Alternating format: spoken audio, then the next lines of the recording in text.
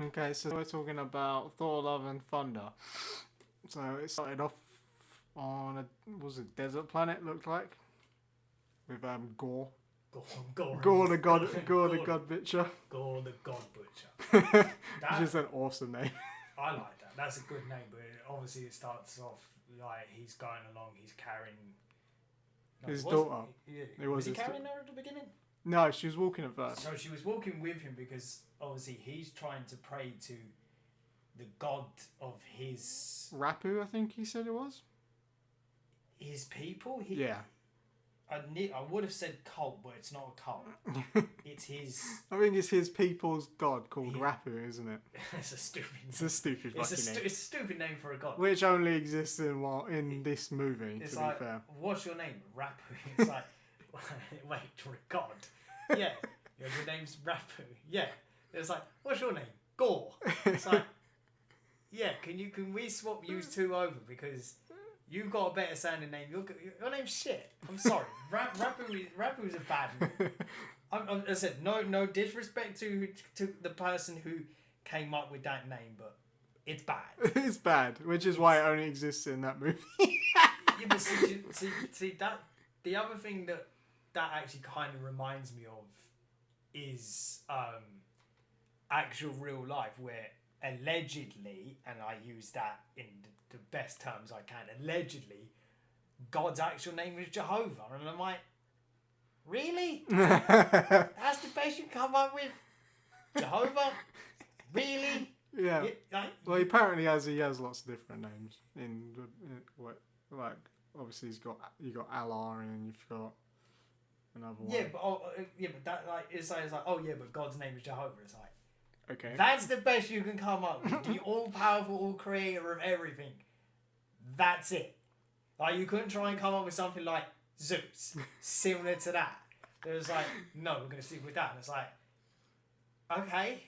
Yeah, so basically we've got the all-powerful creator, Rapu. That name is so fucking terrible. It's so bad. So he's basically walking through the desert with his daughter, and as they're going along, they're slowly starving and... what's the word? Starving and... dying. Dehydrated. They were dehydrated because they were thirsty as shit because they were in a desert. Why were they actually in the desert? They don't actually yeah, it does. It mentions that the planet's gone barren, doesn't it? That's what he says. Because Rapu wasn't happy with their son. I'm sorry, I can't do that with that. That's terrible. The name is so... As I said, no disrespect to the person who come up with that, but fuck me. So basically, as he's going along, he keeps praying to this god, Rapu. And his daughter dies, which is kind of sad for him. You know, obviously he's expecting his all-powerful god to come. Rapu.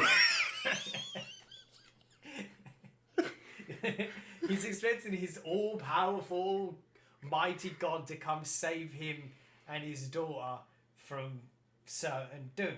But how usually it goes in a lot of mythology, That's not what happens. That one, it doesn't happen, and a lot of the time, especially in a lot of mythologies, the god turns out to be a dick.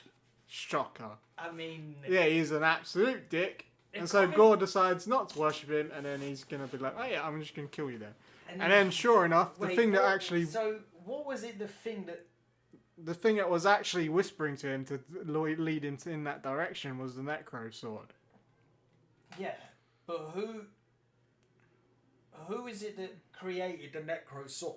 In Marvel Comics, it's obviously Null, the god of symbiotes. Oh. And its actual name in the Marvel Comics is All Black, the Necro Sword. So they've cut off that bit and just said the Necro Sword, so they don't tie it to the god of symbiotes, because obviously they don't have the rights to that. Oh. But its function's essentially the same. It's one shot in gods, which is what the sword does in the comic books as well. Because and it corrupts you over time. So his daughter dies. Yeah. He perished himself? No, he found he found the oasis that his god was living in. But see, but was that due to a hallucination, or did he actually die? Because he just somehow stumbles upon it in the middle of nowhere. No, he didn't stumble upon it. The sword called him there. But didn't he kind of die himself though? No, because he got there and he was alive. It was the Necro sword that actually called him to that location. That's how he found it. And then somehow paradise just appears in the middle of the desert. Yeah, but isn't that like the most common Oasis myth ever? Yeah, but that's just because you hallucinate. Because one, the sun's murdering you due to its raw fucking heat and shit, and the fact that you're knocking on death's door. The Reaper's always there, like, look, yeah, you've got to go, dude. I've got a hair appointment at 5 o'clock. Like, you've got to get on with it. So, yeah, so he turns up. I don't think he died. No. Well, it was never really made clear, but it was because obviously he died later, so he must have been alive. I think unless they just re-killed him. I mean, we're in all this shit. So what you're saying is he's a vampire now? Yeah, but whether it's comics, the movies... Should have called Blade then. You know what, that might have been... Yeah, but Blade can't go out a lot of the time because he's like a pissy fucking teenager. What do you do when you go out? The light, it burns. Oh, God, get outside. What are you talking about? He's a day walker. He can walk out in the day. Yeah, he's still like a pissy teenager, though. I thought that was Groot. Groot's obviously a pissy teenager because he's a pissy teenager. But so let's say, for argument's sake, he dies. He stumbles across paradise, finds he's got rap. Turns out his god's a dick. Turns out his god is a dick and doesn't care about them at all. Is his name? Wait, was his name actually Rapu? Let me have a look. I'm sure it was. So turns out he's a piece of shit. And it's like, oh, your god is a dildo. Oh, no fucking surprise. They all tend to be, as I said, dicks. Yeah, we've got no. Where the fuck me? There's so many people in this goddamn movie.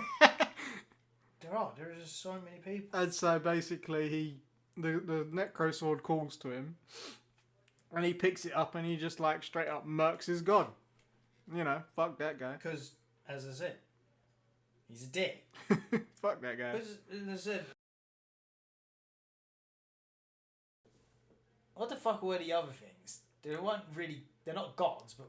I think they were like supposed to be like elementals or something, maybe spirits. So, the other creatures that are there, he's mocking Gore because it's like, oh, you're nothing to me, you keep praying to me, making sacrifices to me, but I couldn't care less about none of that stuff because you're just a fucking mortal and I'm a god.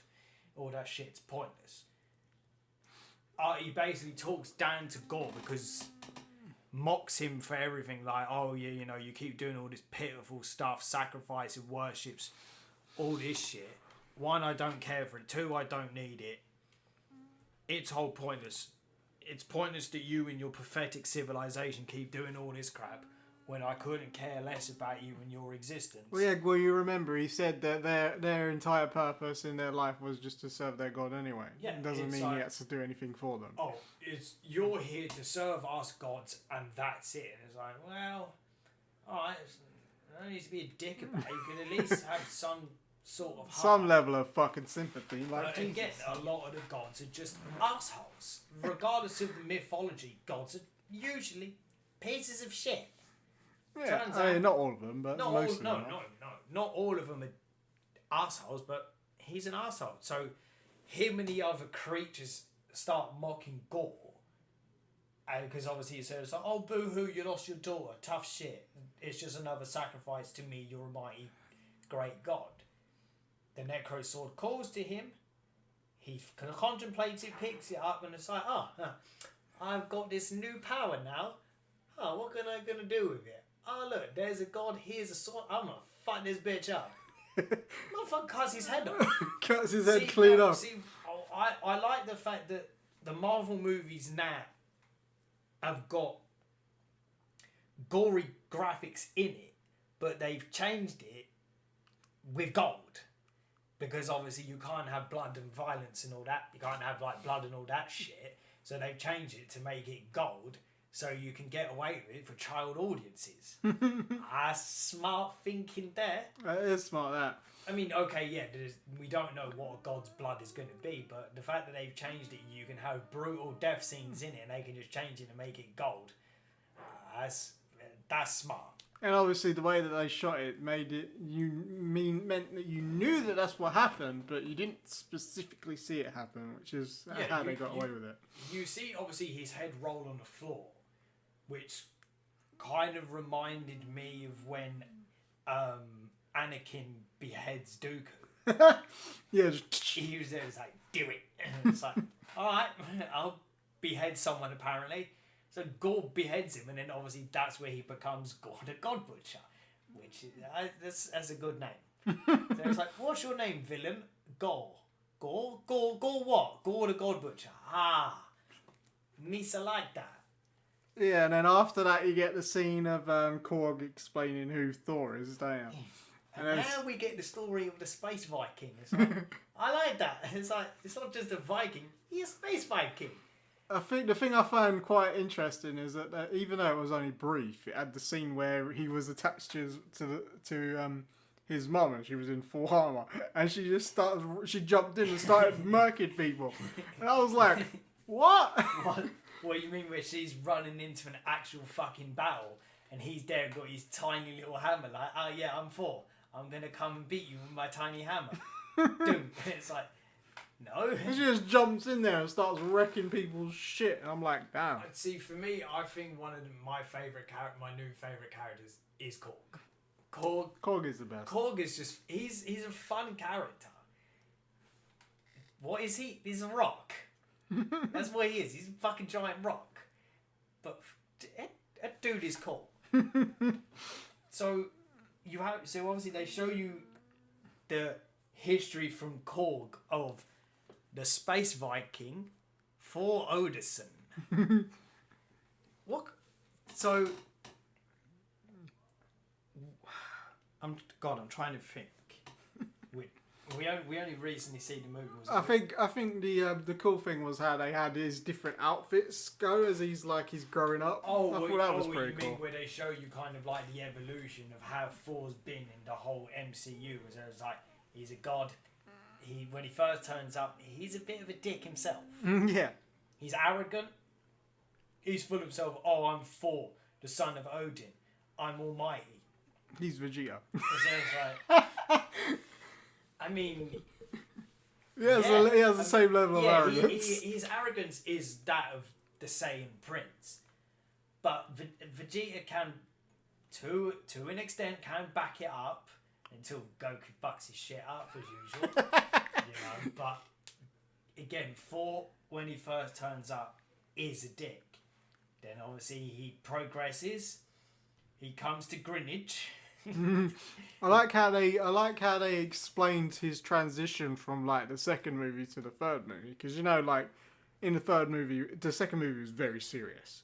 The third movie, dude was cracking jokes left, right, and centre. But in the second movie, it's like they go to Greenwich, they destroy Greenwich Museum, and it's like you do know that the Queen is going to come after you and cut your head off, right? It doesn't matter. Off with their heads. It's like it doesn't matter if you're Thor, the son of Odin. She's the Queen of fucking England, mate. She's going to wreck your shit. And because it's the MCU, the likelihood is you'll probably fucking pull out Excalibur to do it. The thing is it's like, yeah, even if it's the MCU, you might be Thor. She's Her Majesty the Queen. She's Queen Elizabeth II, mate. She's gonna fuck your shit up. Doesn't matter if there's like you're a god. She's still far leagues above you because she's the Queen. And it's like, yeah, you keep destroying her family's heritage. She's not going to be happy like that. It's like, I hope to God you had someone clean that up, and I hope you. I'm pretty sure Shield cleaned it up, but yeah. He made a mess. He has to clean it up, and then has to pay compensation to the Queen for fucking up her land. So it's like, who is this guy? He says he's a god. Okay, but what is he to me? He's nothing to me. You will always be one of my subjects because she's the Queen of England. So you see him with his progression, and then he goes from his dick self to I'm serious because I'm Thor. Then he goes into the third one where he's more relaxed and.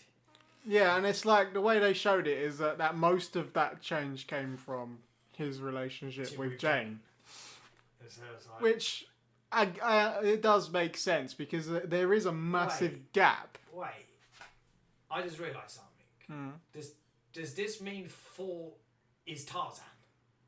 Yes. Me Thor, you Jane. Me fly, you no fly. Yes, he is basically Tarzan. Holy fuck. So Thor's ancestor is Tarzan, the king in the jungle. Holy shit. When are we getting that backstory? I want that. Wait, I want That's that backstory. So it's like, okay, so your girlfriend is Jane, okay? And your girl, and who are you? Me, Tarzan. It's like, okay, who's your girlfriend? Jane. What? Holy shit. So it's like... It's very similar. Wait. So, I think I've got it now. So, Thor gets with Jane, right? Mm-hmm. Thor and Jane split up. Jane hooks up with Tarzan. I mean, am I wrong?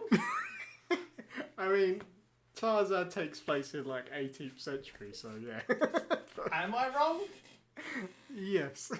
They've got time travel in the MCU. I don't think I'm wrong. No, Tony Stark has time travel. Nobody else does. Don't split hairs with me. It's Tony Stark. Do you really think he's gonna share? No, he's not going to share because Tony Stark... Aside from the fact that he's a corpse now. That's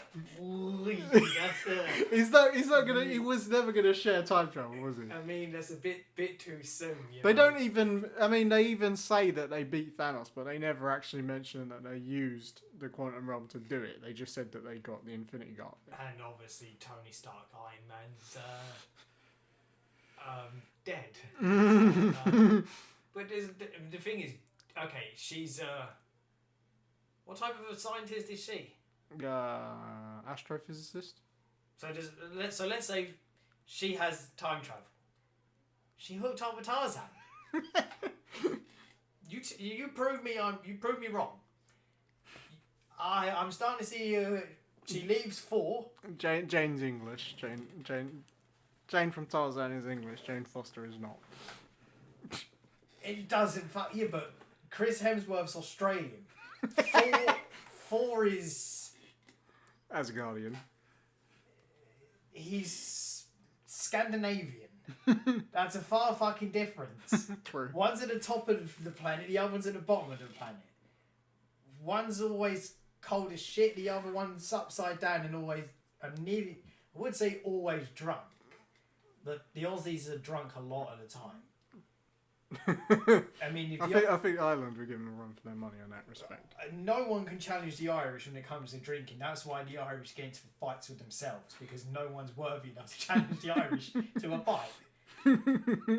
So, like, the Aussie, there's two things that happens in Australia. They cook barbecues and get drunk. Or they get drunk and then fight sharks. That's literally how Australia works. I don't think... What else happens? I mean, well, why would they want to venture out too far? I mean, literally everything else in their country is trying to murder them. The weather, the wildlife. Literally. I think we should just rename Australia. Australia, the land of death. It's like playing life on hard mode. It's like, okay, so what's going to kill you in Australia? The weather's going to kill you, okay? The wildlife's going to kill you. Your toilet's going to kill you. Because, spiders and shit. It's like, okay. Snake. Whales, snakes. Okay. I think, if I'm not mistaken, the 10 most venomous snakes in the world, all top 10 live in Australia. It's like, what the fuck is wrong with this country? The world's biggest spider. Where does it live? Australia. Okay, it lives in other countries as well, but Australia. It's like, alright, so... The land is going to kill you. The air's going to kill you. The sea's going to kill you. The sea's going to kill you because you've got crocodiles and sharks. Do they have piranhas? Fuck it, it's Australia. Probably. They probably have piranhas. Flesh-eating piranhas. They've got stingrays and shit. They've got tribes that would probably murder you as well. The land is just going to further kill you. Then something else is going to fuck you up that the Australians know all too well is an emu, because they had an actual war against emus and lost. That's brilliant. I don't think that's entirely accurate that they lost, but they had a fucking war with emus and, well, you know. They didn't win. The emus. They might not have lost, but they didn't win. Because there's still fucking emus in Australia. Right? So then you've got emus are going to fuck you up. Then you've got an ostrich is going to fuck you up. And if they're not going to fuck, then if you're getting fucked up by an ostrich or an emu, out of nowhere, a kangaroo is going to drop kick your ass. And you're just going to get fucked up by a kangaroo. Right? The drinks in Australia, I'm sorry. The Chadru. I don't care what Aussies say or anyone says. Foster's is shit. It's like drinking piss. It's the who calls it alcoholic beverage? It's weak as balls. It's shit. It's just there because they can't drink water because it's got too much salt in it. No, they can't drink water because the shark's going to come out and murder them. Crocodiles in it. It's like, oh, I'm going to get... all the fresh water's got crocodiles in it. It's like, oh yeah, the fresh water, what's in it? Crocodiles. So, okay, let's go get seawater. It's like, no, but let's get salt water. No, because why? The shark's going to rip your head off. It's like, fuck me. It's literally everything in Australia will kill you. Just drink beer or like, wine it's instead. like people say to me, would you ever go to Australia? No. Why? Because everything there will murder me. Including the weather. What's the best part about Australia? Simple, the plane leaving. Duh. Don't ask me a stupid question.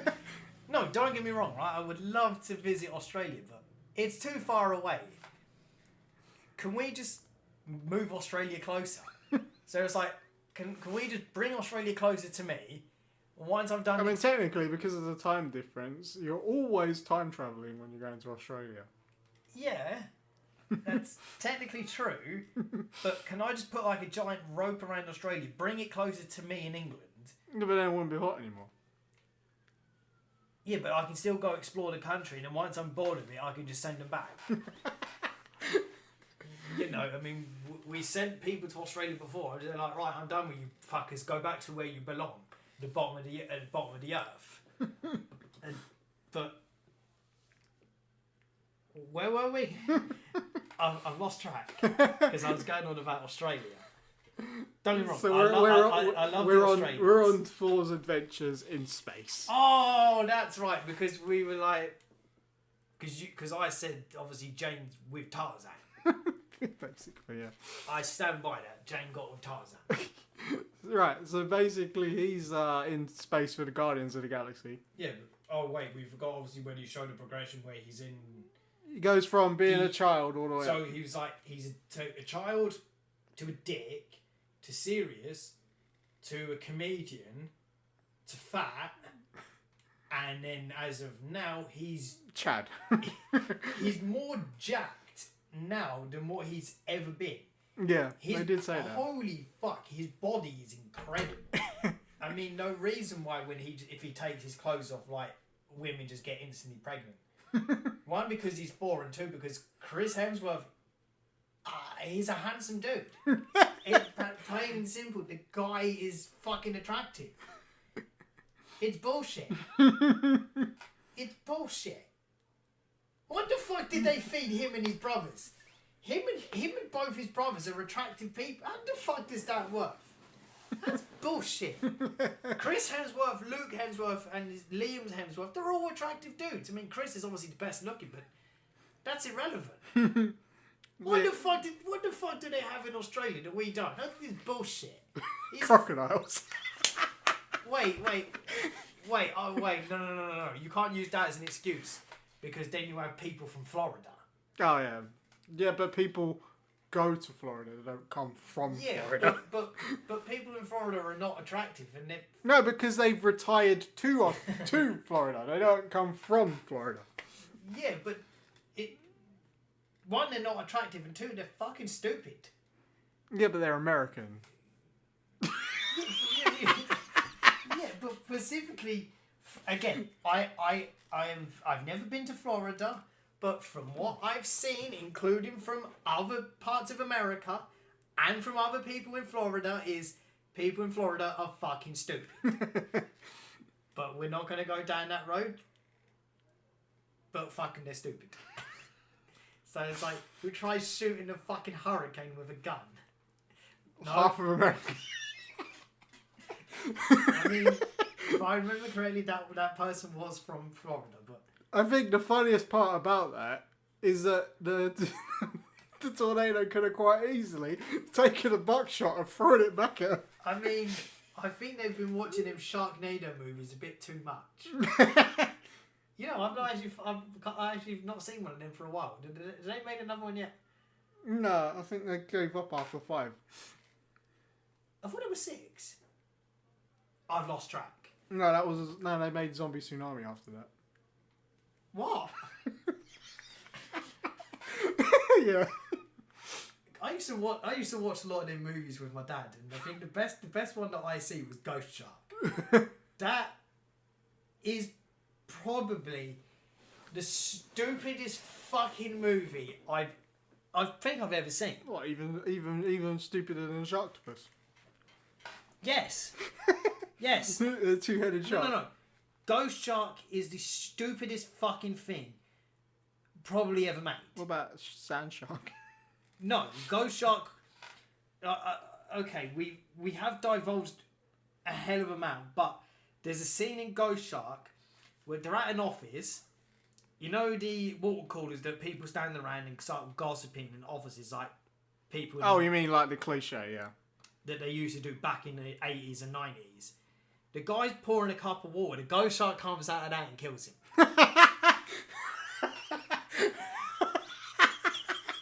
What the fuck? Right? It's raining. The Ghost Shark turns up. You die. It's like... Dad, no. And literally, anytime there's water, the Ghost Shark turns up. You're dead. That doesn't make sense. No, it makes no fucking sense. That's why it's the stupidest fucking thing. It's more stupid than snow sharks, sand sharks, and lava sharks. Sky sharks. It's the stupidest fucking thing. It's so... I spent most of that movie on the phone with my dad. We were watching it and talking like, what the fuck are we watching? Sounds about right. Okay, so... I usually do that. Okay, so we completely digress. Again. Where was... Oh, yeah, so you've got the montage from Korg of the evolution of Thor. And him getting back into shape and all of that. And him getting into the best shape of his life. And has the body of a god. I really like the one where they're on that planet with the Guardians of the Galaxy and he just like pulls off those really ridiculous, basically meme moves that you see from like the Jean-Claude Van Damme adverts. Yeah, that was brilliant. The moment that bit in the trailer come out where it's like, okay, he stopped 2 vehicles with his legs, like when Jean-Claude Van Damme was doing the splits in between 2 trucks for... Was it the Bud Light? Cause fucking advert. Stupid advert, but you know, you can do whatever you want when you've got fucking the muscles from Brussels. And it was that's a cool nickname. It was such a good fucking reference to Jean-Claude Van Damme. It was as ridiculous as you hoped it would be. See, so the thing is, overall, right? I think story-wise, Thor: Love and Thunder is not good. It's not that great, and that's what I've seen that people have been pissy about. Oh, the movie's not great. Is this the end of Thor? What has Marvel done to him? It's like, what are you bitching at? The guy's just having fucking fun now. He's done all this serious shit in Thor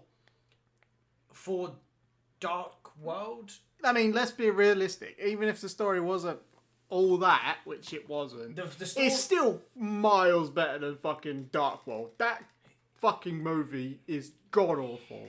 Right, so the thing is people are now complaining the way Marvel are doing Thor. the thing is, it's got to a point where Chris Hemsworth has been playing Thor that long. He's just having fun, and in this movie, Love and Thunder, you see how much fun that dude is having. Fuck me, he had a lot. As I said, story-wise, it's bad. Movie-wise, it's good because it's got comedy and it's a hell of a lot of fucking fun. Visually, it's stunning, and it's so much fun. The story is consistent, but it is a bit weak. Yeah, but as you said, the dude's just having fun. And to be honest, when was the last time we really watched a movie that was just pure popcorn entertainment? Guardians of the Galaxy.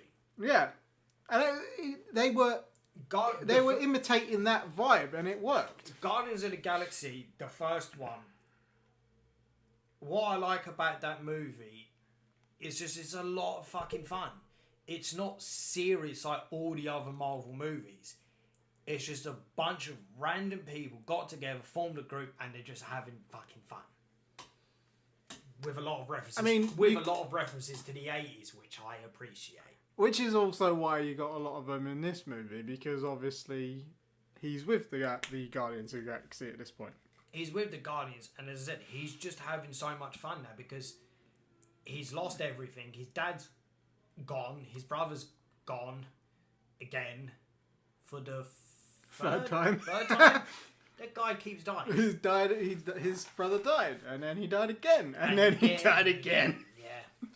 As Korg says, and I'm just like, yeah, no, that tracks. Yeah, I mean, that actually was funny. It's like, oh yeah, and here's his brother Loki, and he's dead. And again, and one more time, and fuck it, here's a bonus death that's yet to happen. It's like, oh, well, that's foreshadowing. So, as I said, right, people were complaining, it's like, oh, like, they're ruining Thor. It's like, yeah, but the thing is, they've done all this serious shit now in the first... well, we are coming to the end of Phase 4. So, for most... But definitely the first 3 phases of the MCU, a lot of it's serious. Mm. As soon as Guardians of the Galaxy come out, they were like, yeah, we can just have fun. Just do what we want. And we can just... The thing is, Marvel is that big now. They can do what they want, and people will spend hundreds of millions of dollars going to watch it because they know they don't care, because the movies are just a hell of a lot of fucking fun. As I said, story-wise, the movie's weak. I mean, the story would have been better if the switch between comedic bits and serious bits wasn't that as jarring as it is. I mean, if they had reworked it, it would have worked better. But, as I said, story-wise, it's weak. Performance-wise, it's great. As I said, it's a fun movie because you've got Thor is. He's still king, right? Technically, but he's still technically king, but he's not ruling Asgard because Valkyrie's in a way taken over Asgard because they turn it into a business. He named her king, didn't he, before he left? Yeah, and so it's like that's not how that works. She's queen, not king. No. That's not how that works. I can't just wake up tomorrow and say I'm queen. It's like, no. I think the reason why he did that is because much like Egypt with their pharaohs, anyone was just the pharaoh had to be male. It was always male until Cleopatra. Cleopatra was pharaoh. And she had the same level of authority as an actual pharaoh does. But wait, wasn't it her and her brother until her brother was killed? Till she had him killed, yeah. Yeah, and because he was pharaoh. He was pharaoh, and she wasn't because he was technically. He was pharaoh, but she was pharaoh in everything but title. She had all the power just without the name until she had him whacked, and then she took on the name. Yeah, and became fucking. So it's a very similar system. Valkyrie's turned the new Asgard basically into a business, And the reason why she's called... She's not really king of Asgard. She's basically become president of the Asgardian Corporation. And I mean, the reason why she's called king is because they already have the queen title, and it doesn't hold the same power as king. That's why she's called king. Yeah, but even if he's not the ruler of Asgard, they will always still listen to Thor, regardless. Yeah, because he's a champion, isn't he? He's always has. It's not that he's their. It's not just that he's their champion. He's still technically the rightful ruler of Asgard, irrespective of if he's given the title to her or not. He's still the rightful ruler. Yeah, well, exactly. And I think some of the best bits from that movie, particularly, was that when he saved that planet from the pirates, and completely obliterated the chapel thing. Where he goes after them weird-looking blue creatures that looking at them in the face reminded me of chickens. No. They look and sound like chickens. No. It's the blue people, whatever they were. Again, I don't remember. They the ones he was helping. Yeah, the ones he was helping. They reminded me of them water creatures out of season 1 of Futurama, where they go to that planet full of like water creatures and Fry accidentally kills their emperor by drinking him. Oh yeah, I remember that. Yeah, so that's what they kind of reminded me of. There is no similarities, but that's just what it reminded me of. Or they're just giant Smurfs. Yeah, that sounds about right. So he's on this planet where he's helping this species from these fucking rock and roll pirate raiders who are like anthropomorphic chickens. That's what they are. I was going to say Angry Birds, but I mean they're definitely angry. I mean technically they're birds, and yes they are angry, but they're not obviously Angry Birds. What are they? Because they are an actual type of fucking bird. They're not. They look like chickens, man. That's what they look like. Really, really, really feathery chickens. They even make chicken noises. Did they? Yeah, they were clucking. At first, I thought they were like eagles or something. But let's just say heavy metal pirate chickens. That sounds brilliant. I'm sorry, but that was I think we're going to stick with that. Heavy metal pirate chickens. That sounds like a really shit rip-off of the Teenage Mutant Ninja Turtles. What, heavy metal pirate chickens? Yeah. Go pirate chickens. That's Power Rangers. You're telling me that doesn't work? It does work. So you got obviously Power Rangers. It's like, yeah, but now we got go pirate chickens. But heavy metal pirate chickens. Heavy metal pirate chickens. Go pirate chickens. Where the fuck do they come up with this stuff? It's Taika, isn't it? No, it's brilliant. There's got to be a few people somewhere in Marvel, right, that create all this stuff. And I guarantee, with 100% certainty, they're probably on drugs. They've got a room and they're on a fuck ton of hallucinogenics. Yeah, but I mean, it works for Stephen King, so why not? Yeah, but who comes up with heavy metal pirate chickens? Don't get me wrong, right? I understand. So basically, when Thor hit them all with lightning, he basically made fried chicken. Because, okay, as I said, don't get me wrong, right? It is a massive universe. And obviously, the multiverse. Mm-hmm. There's no reason why there can't be mutated chickens. And then obviously they become pirate chickens and somehow end up into heavy metal. But I don't. Well, I think the heavy metal was supposed to be as like a it's supposed to be played off against the Guardians of the Galaxy in their general 80s. Yeah, but you've got obviously, so you've got fucking pirate chickens that look like a motorcycle gang. Yeah, like the mods.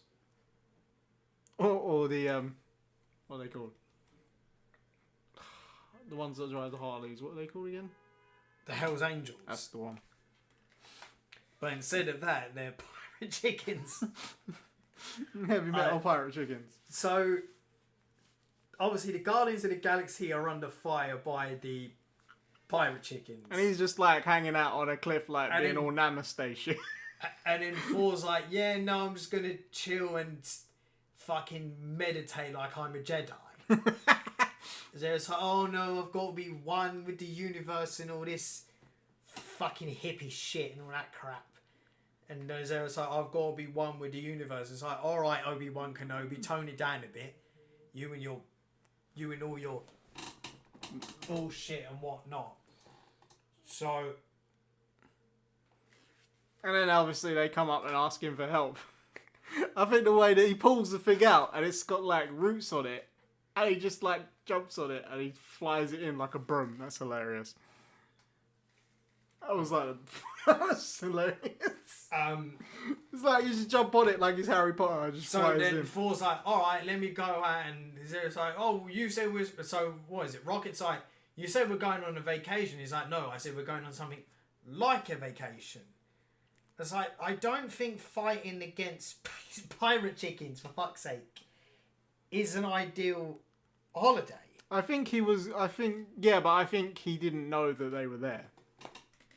Yeah, but... If he had known that they were there, then he wouldn't have said it was a holiday. Ideally, you're going to want to go to a scenic planet that's beautiful to look at, got a lot, obviously, vast oceans that are crystal clear, with sea-friendly creatures and a gorgeous beach, and not pirate chickens.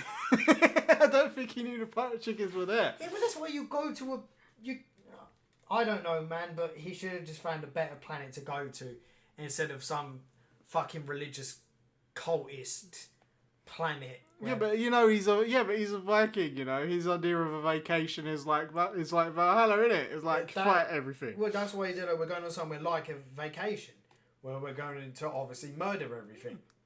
Yeah, that is a vacation to him. Yeah, because obviously he's a goddamn warrior. He's a fucking Viking. So, do you know who actually probably have enjoyed that? Vegeta. You know who probably, I think who also enjoyed it while he was there was probably Drax. Yeah. Drax probably had a good time. Drax, you know what, you don't actually see much or hear much from Drax. No. He was just there. And then obviously Groot, well, he's a man of like 3 words, so I am Groot. that's that. But, so then Thor goes out and digs out his fucking power again, flies around battering the shit out of everything and decimates everyone. And the king's like, yeah, that building, don't destroy it. And he's like, yeah, don't worry, I got this. No problem. Flies towards it, smashes through the front door. It's like, he told you not to, dude. He flies all the way up through the spire, smashes out of it, and building collapses. And he's like, oops. So it's like, yeah, sorry about your temple to your god. Dead god. But, whoops. Because that's where they tell him about God the God Butcher, isn't it? Yeah. And then obviously Star-Lord and Thor are talking, getting all emotional and shit and whatnot, and then he's like, oh, I'm just going to go off and do my own thing. Fuck all you guys, I don't need you. It was like, alright, again. Well, I mean, it was Star-Lord's idea that they split up because of how many fucking people are in danger. Yeah, because obviously their name is, well, the Guardians of the Galaxy. They're there to protect the galaxy. And obviously a lot of planets are in jeopardy due to their gods being killed by one dude. which is astonishing. But The God Butcher. the God Butcher. But then obviously then you get that scene where Star-Lord's talking and then Thor just is there like looking at the garden. He's like, oh yeah, this is my family. And then Thor just puts his head to the side. He's like, all you need to do is look at the people you love and it'll tell you who you are. And he's looking at the Guardians and he's trying to put his face. But the thing is, he's Thor. I mean, what I do like is it they kept that guy from them little videos that they had on YouTube. Was it Daryl, the guy he recruited? The human dude in the YouTube videos that they done. I don't know. I can't remember that guy. Did you know the one I that's think I've seen one or two. the one that's where he's there on in What? New Asgard, like doing all the paperwork for Valkyrie? Oh yeah. Yeah. No, it's because it's been a long time since I watched him. Oh, you mean a guy that was like on Team 4 when Thor wasn't in one of the movies or something? Is Yeah, that when the he guy? wasn't in Civil War. Oh yeah. Where no, he's yeah, there I like, remember. no. These are brains pointing at his massive biceps. And it's like, no, that's not how that... Fuck you for being so goddamn muscular and handsome. Give me that bullshit. So I'm glad they kept him. So the Guardians go off to go find out what the hell is happening in the rest of the galaxy. Why all of a sudden all these gods are now being destroyed, and who the hell is managing to kill a god? Yeah. And then obviously Thor then decides to prioritise going to save Lady Sif because of course he does. Yeah, because obviously she puts out a distress signal and it goes to him. So he goes to save her, and then that massive god Laying dead, yeah.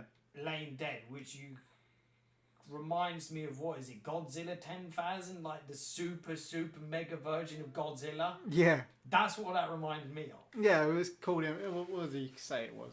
It was Farangar or something that he called it. He was there like, oh yeah, but this guy's like really nice. And so it's like, no, he looks absolutely terrifying. Yeah, he looks terrifying, but he's a really nice guy. Yeah, I was like, yeah, of course you would say that because you're a god and all gods stick up for each other because you're all dicks. You know, that's how usually that works. Yeah, but but when it comes from Thor, you kind of know that he means it. Yeah, if Thor says that this god is nice, then more than likely the god is nice because Thor has said it. So he goes off to save her, and then she obviously wants to die, so she can go to Valhalla. And then he's like, yeah, but you didn't die in battle, so you're not going to get in. And she's like, well, fuck. She's like, shit. Wasn't her arm cut off? Yes. So she said, oh, leave me here, let me die. I can finally die a warrior's death and be granted acceptance into Valhalla. And he's like, yeah, no, you didn't die in battle, so you're not getting in. It's like, oh, well, guess you might as well save my ass. So, I guess I'll live then. So I guess I'll have to live then. So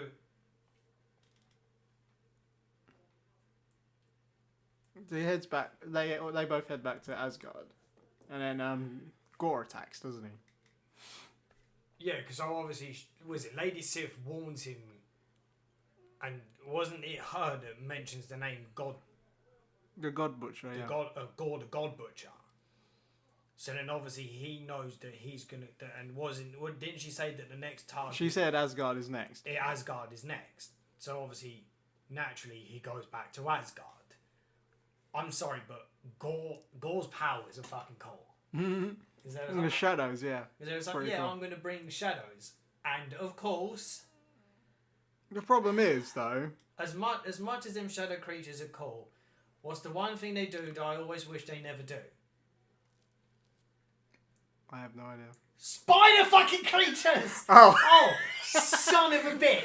But I'm sitting there and I'm like, and it's like, oh yeah, and then I see one leg and I'm like, it's a spider creature, ain't it? And then it's this fucking huge thing and I'm like, I really... Oh yeah, I remember seeing that you were quite uncomfortable at I that. really fucking hate these visual people so much do you have to make it some fucking spider? Why?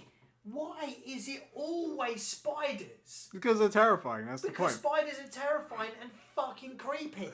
And I hate that. The thing that that doesn't make sense to me, right, is that they should have just changed the name of the sword. Because they call it the Necro Sword.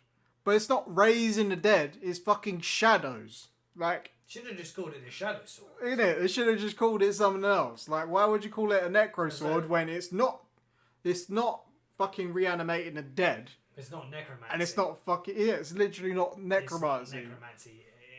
And again, unless we're both mistaken, but to the best of my knowledge, it's nowhere near necromancy. It's just like, oh, I've got shadows. And so it's like, oh, okay. They even mention when they find him later that they're in the Shadow Realm. So why the fuck didn't you just call it the Shadow Sword? I'm sorry, but the moment they're like, we're in the Shadow Realm, and I'm like, oh, I'm sorry, is Yugi Moto about to turn up? So it's like, oh wait, is this going to be the final battle between the Pharaoh and Marek? Is he going to start? Who's going to pull out the Wind Dragon of Ra? Exodia. So it's like, oh yeah. So it's like, I'm Gore, I'm the God Butcher. It's like, all right, Exodia. What are you fucking to do to that? So it's like, oh yeah, but I slay gods. Yeah, but one does not destroy the forbidden one. It's like, what is it you don't understand? Exodia is beyond a god. And so it's like, Exodia is on a realm that I don't think we can comprehend. And it's like, well, what does that mean? He's Exodia. Well, you don't question Exodia because he's the forbidden one.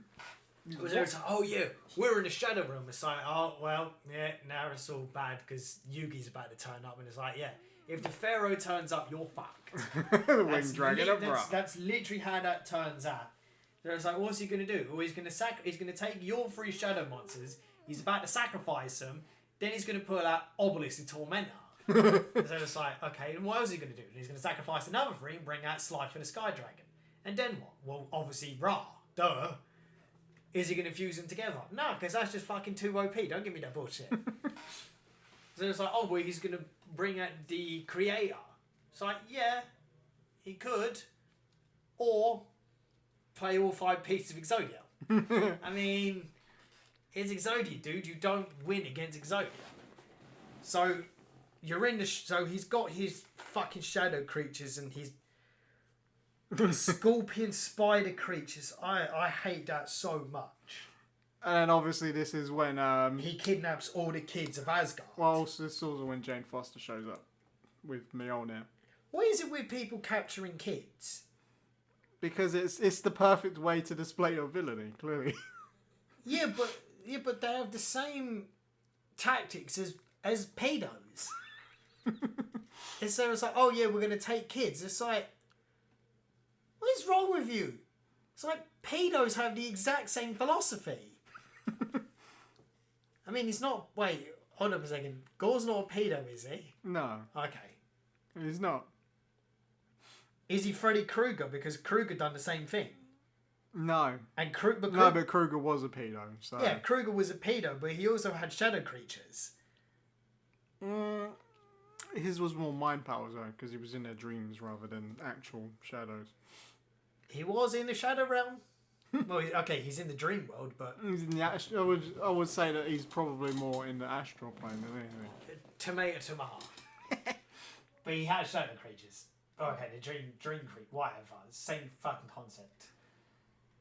Is Gore the Butcher related to Freddy Krueger? No. Oh. But we're still okay with Tarzan and Jane, right? Who's also the ex of Thor. Sure, why not? Okay. So obviously he tries to fight Thor, and tries to take his axe away from him, and fails. Stormbreaker it's called, right? Stormbreaker, yeah. And then lo and behold, we've skipped over was it? I just said Jane Foster shows up with Mjolnir. But the scene where she gets Mjolnir, that happened first, right? Yes. So literally just before that scene. So before, obviously, Gore turns up to kidnap the kids of Asgard, like some evil Santa Claus. Krampus. Yeah. we get the lo and behold return of Natalie Portman as Jane Foster. Tell you one thing, that woman's hardly aged since she played Padme. Yeah, which is true. She's hardly aged. I like that. She's still a beautiful woman. So, lo and behold, Jane Foster comes back. She goes to Asgard because turns out she's got Terminal for cancer. stage 4 cancer. Yeah. They don't actually say what cancer she's got. No, they didn't. But she's got stage 4 cancer. So she does everything she can using all the methods that she knows to try and prolong her life as well as chemo. And then all of a sudden she finds a book that reminds her of the space hunk. Space Viking. The space Viking. The gorgeous man himself, Thor Odysseus. And then she gets some sort of a calling when she turns up to Asgard from Mjolnir. And it's like, okay. It's calling to her. What else when there's something that happens? What else has something like that? I can't think of it. The Necrosword did that. No, it was I can't think. I was trying to place that when we were watching the movie where she gets a calling from it to like wield it, and I'm sure that is like in something else, but I just can't think of it off the top of my head. No, we've seen it in that. We've seen it before in that movie anyway, because the Necrosword did exactly the same thing. To Gore. Yeah, it called to him. Yeah. So she gets Mjolnir despite it being in hundreds of pieces, but that turns out to be part of its new power. Is that any time that she can just destroy it into hundreds of pieces, like when was it Death? Hela, close enough. Where she destroyed the hammer in Ragnarok, and that's how it stays. But that's how Jane now uses that power. She can just basically fire Mjolnir at you into hundreds of pieces, fuck your shit up, and then it goes back together again. Mm-hmm. I like that part. That was pretty cool. That was pretty cool. So then, obviously, as we got it a bit muddled, Gore, the butcher of gods, turns up to kidnap kids like Krampus. Well, he came to take Stormbreaker, and then when he was overpowered, that's when he stole the kids. He needed it to get to. He needed it to open the door to eternity. Yeah.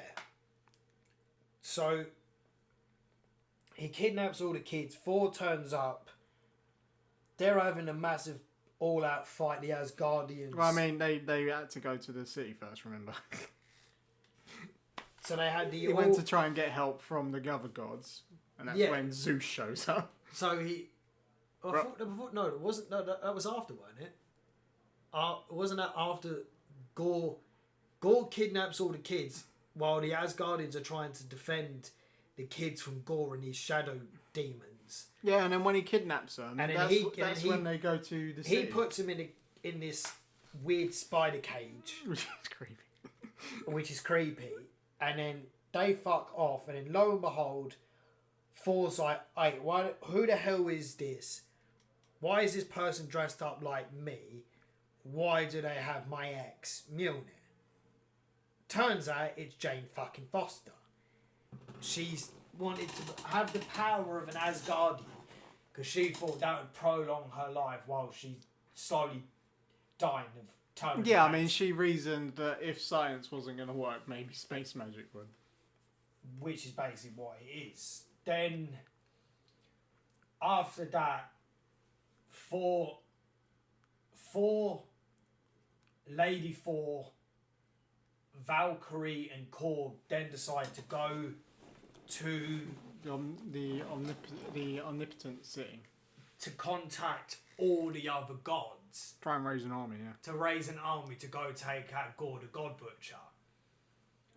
You've got a massive senate of Yeah, you see a gods. lot. You see a lot of gods. You see a lot of gods. I mean, you can't really place all of them because you don't know them all. There's hundreds of them. Yeah, it's fucking hundreds. The one that stood out the most that they showed quite prominently was Quetzalcoatl, which is the Aztec and Mayan god, the serpent god. I thought that was pretty cool. Yeah, so And then you see Korg's god. you see Korg's going, he's like, sup, dude? Sitting on a throne of broken scissors. It, I was like, oh yes. the references are good, and the other obviously gods is good, and then lo and behold, who's the leader of the Senate of gods? Zeus. He's let himself go. I'm Played sorry. by Russell Crowe. So Russell Crowe plays the legend that is Zeus. And what the fuck is that accent? Oh, Like it That wasn't. act- It wasn't. Jesus Christ. Or was that an attempt at Greek or what? Because it sounded more fucking Italian than Greek to me. I don't know what. I think that accent was a combination of Greek and Italian. Whatever it was, that accent was weird. Was appalling. It was so fucking terrible.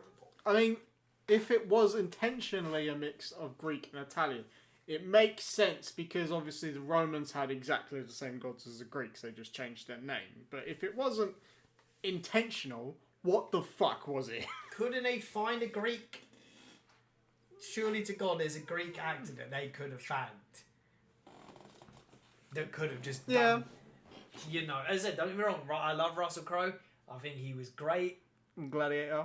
as Gladiator. He was great depicting Zeus. And my God, did they depict Zeus really well. As you know, Zeus is, well, he's a cunt. He's an absolute Plain- arsehole, yeah. Plain and simple, Zeus is an asshole, piece of shit. And it made it even worse because he was talking about Thor. And Thor was like how he based a lot of what he did on Zeus and the way that Zeus just disrespects him. It's basically Just like harsh. when Thor saw Zeus, he was fangirling over it. He was there like, oh, Zeus is my idol. I've based everything that I do on Zeus. And as they say, you never meet your idols because a lot of the time they're just assholes. Turns out Zeus is an asshole. Which everybody who's ever read Greek mythology knew knows already. that Zeus is just he's the worst of the worst. He's a piece of shit at the highest levels.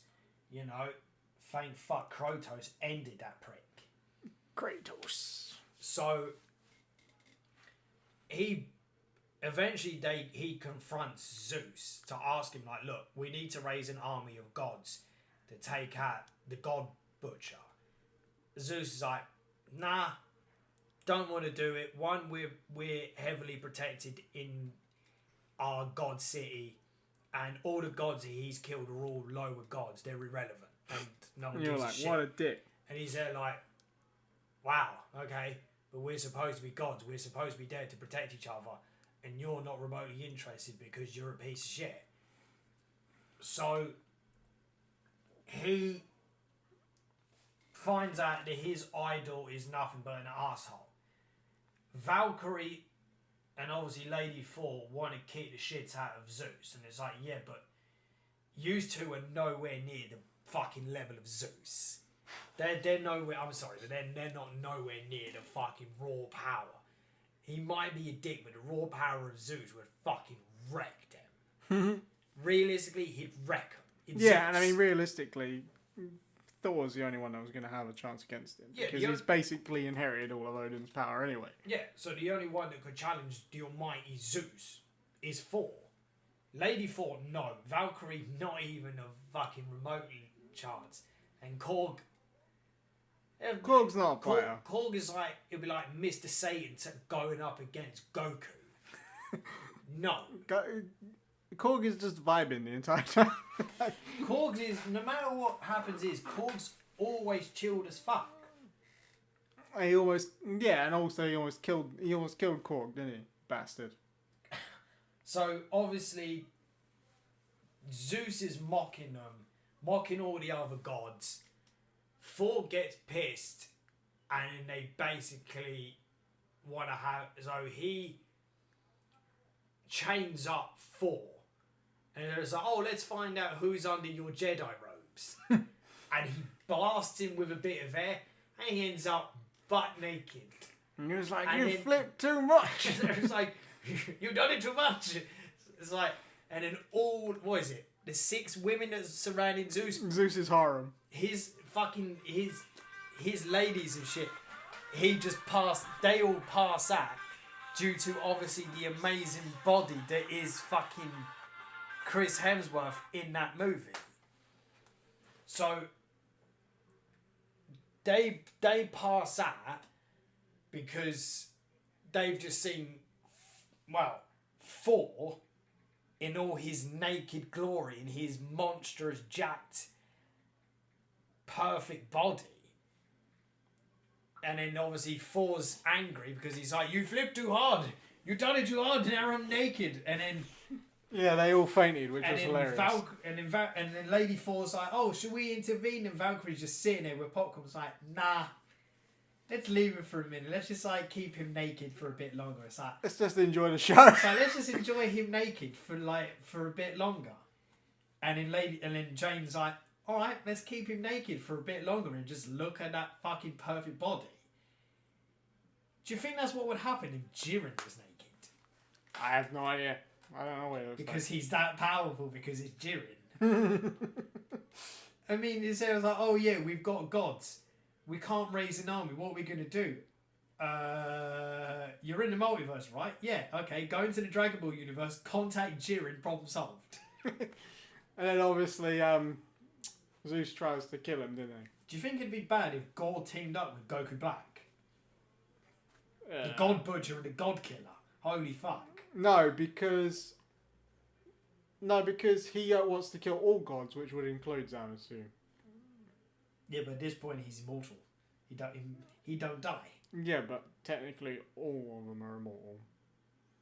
And if you make a wish in eternity, eternity is basically like the third most powerful being in Marvel Universe, which means that if you had something like a wishing stone or the Dragon Balls, or even the Infinity Stones, which is basically comparable to Dragon Balls, even if you use those to do something, eternity could just reverse it because it doesn't matter.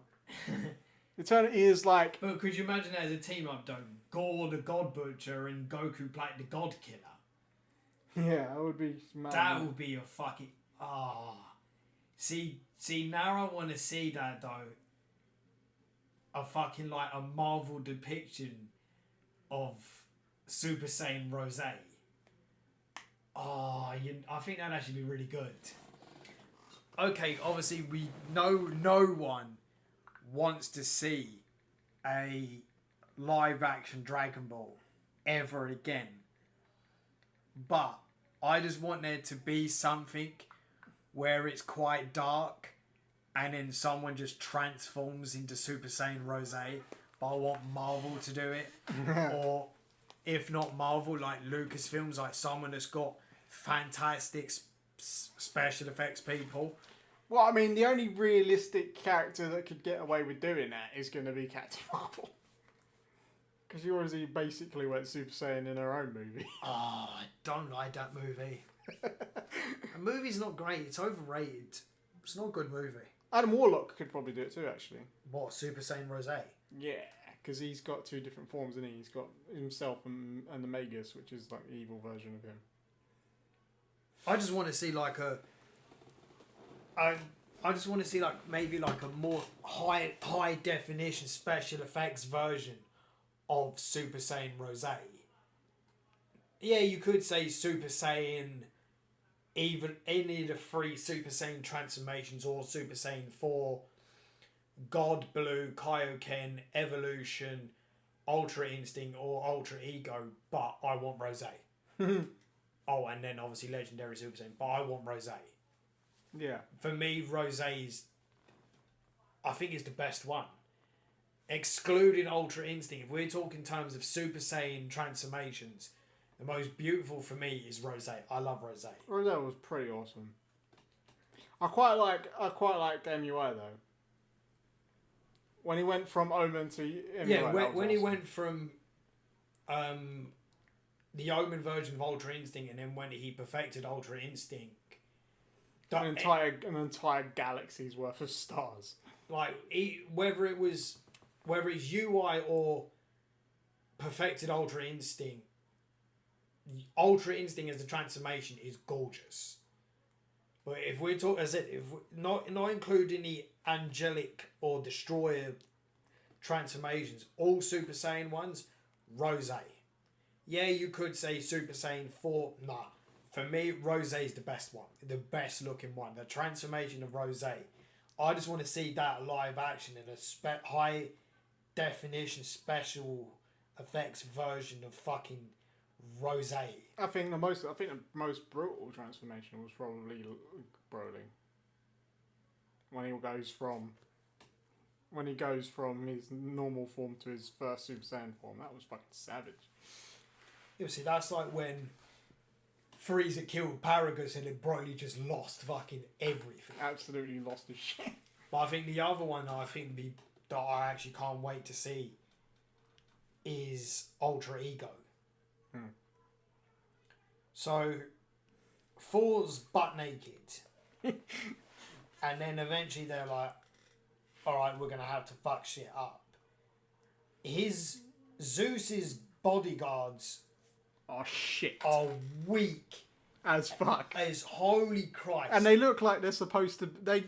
Based on the shield design, I think they're supposed to be Spartans. Right, so they're obviously... How are you getting Spartans getting their shit wrecked? So they're supposed to be super... there should be super strong elite guards because they're protecting Zeus. Like the what is it? The Royal Throne Room guards that Snoke had? Yeah. Easily wrecked. So Zeus gets pissed and throws his lightning bolt at Thor. He throws it at Korg first and nearly kills him, doesn't he? And then he throws it at Thor, and Thor catches it and throws it back at him. And it was like, "This is mine now, bitch." Just cuts him straight through his fucking chest, man. That was a fucking shot and a half. Using his own lightning bolt against him was going to be brilliant. Yeah, then obviously Valkyrie rocked up and just like stole it. Just like, "This is mine now." And then of course they had to call in the goats to come save them. You know what? I actually forgot about the fucking space goats. The goats are brilliant. I just love the goats. Every scene that they're in, like just how extreme their screaming is every time they show up is fucking hilarious. I forgot about them goats because he got them from that. He got that from the Blue King dude, yeah. It was literally like a big fucking goat, these big ass goats. Them space goats, I think, are fucking brilliant. The screaming, it just makes it even better. It's like as they're just fighting everything, they're just screaming like, "Ah!" Oh man, those goats make me laugh every time they show up. So he brings back his ship with obviously his space goats. Yeah, which is ironically basically accurate to both the comic books and the mythology, because in the mythology and the comics he does have a chariot that's pulled by a giant flying space goats. So he, in a way, you think, holy shit, Thor has just killed Zeus. Yeah, it's like that's hardcore. That's hardcore. Because it's fucking Zeus. Because it's Zeus. He's like powerful. He's supposed to be on Odin level, you know. But then again, that just shows you how powerful a Thor is now, doesn't it? Like the fact that he could like fuck Zeus up. Yeah. I mean, I guess they call Stormbreaker a king's weapon for a reason. That was supposed to be his weapon when he became king. Yeah, yeah. So Zeus is dead. Well, I mean, obviously he's not. It's not going to be that easy to fucking kill the almighty Zeus. And this is when they start moving towards Eternity in it. Then next thing is obviously then going after Gore to obviously take him out, obviously, so he don't... And rescue the kids from the Shadow Realm. And they ain't got Yugi for backup. I think what they did with the Shadow Realm was really cool. Like it goes from like all of the really shiny 80s level colours, and then it just goes black and white, like fucking a noir movie, because like there's no colour in the Shadow Realm, and I was just like, that's interesting. I think the fact that she uses fucking Mjolnir as a torch was a bit weird. Yeah, that kind of reminded me of like when they use lightsabers as torches. Yeah, but that makes sense because it is literally made out of light. Yeah. But like she's literally covered it in lightning and she's using a torch, and I'm like, that's really fucking clever, but also really weird. And of course they then have to they have their first fight against Gore.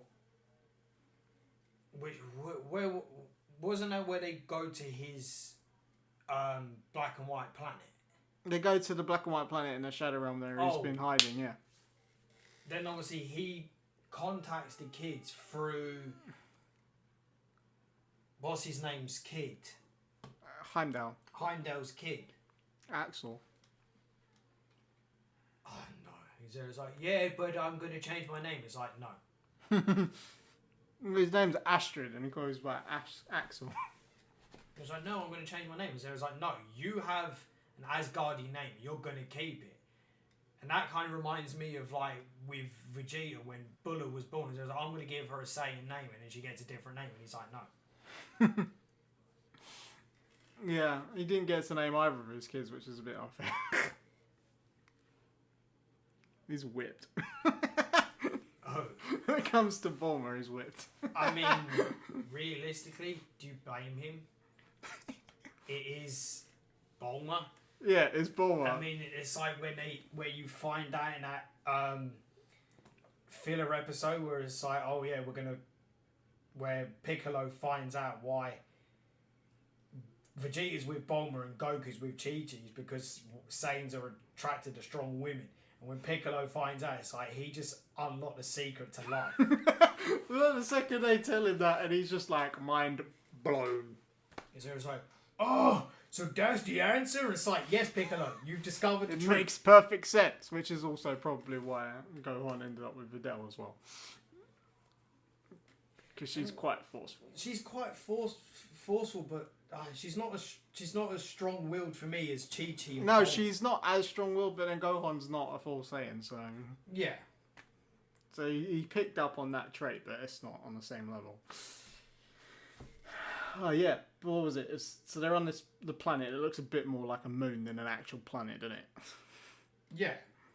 And they try to fight Gore, and it turns out it was a fucking trap, because of course it was.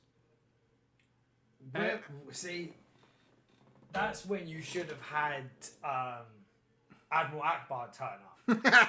There's like, oh yeah, we're gonna go here. There's like, don't do it. Why? It's a trap. And it's like, oh well.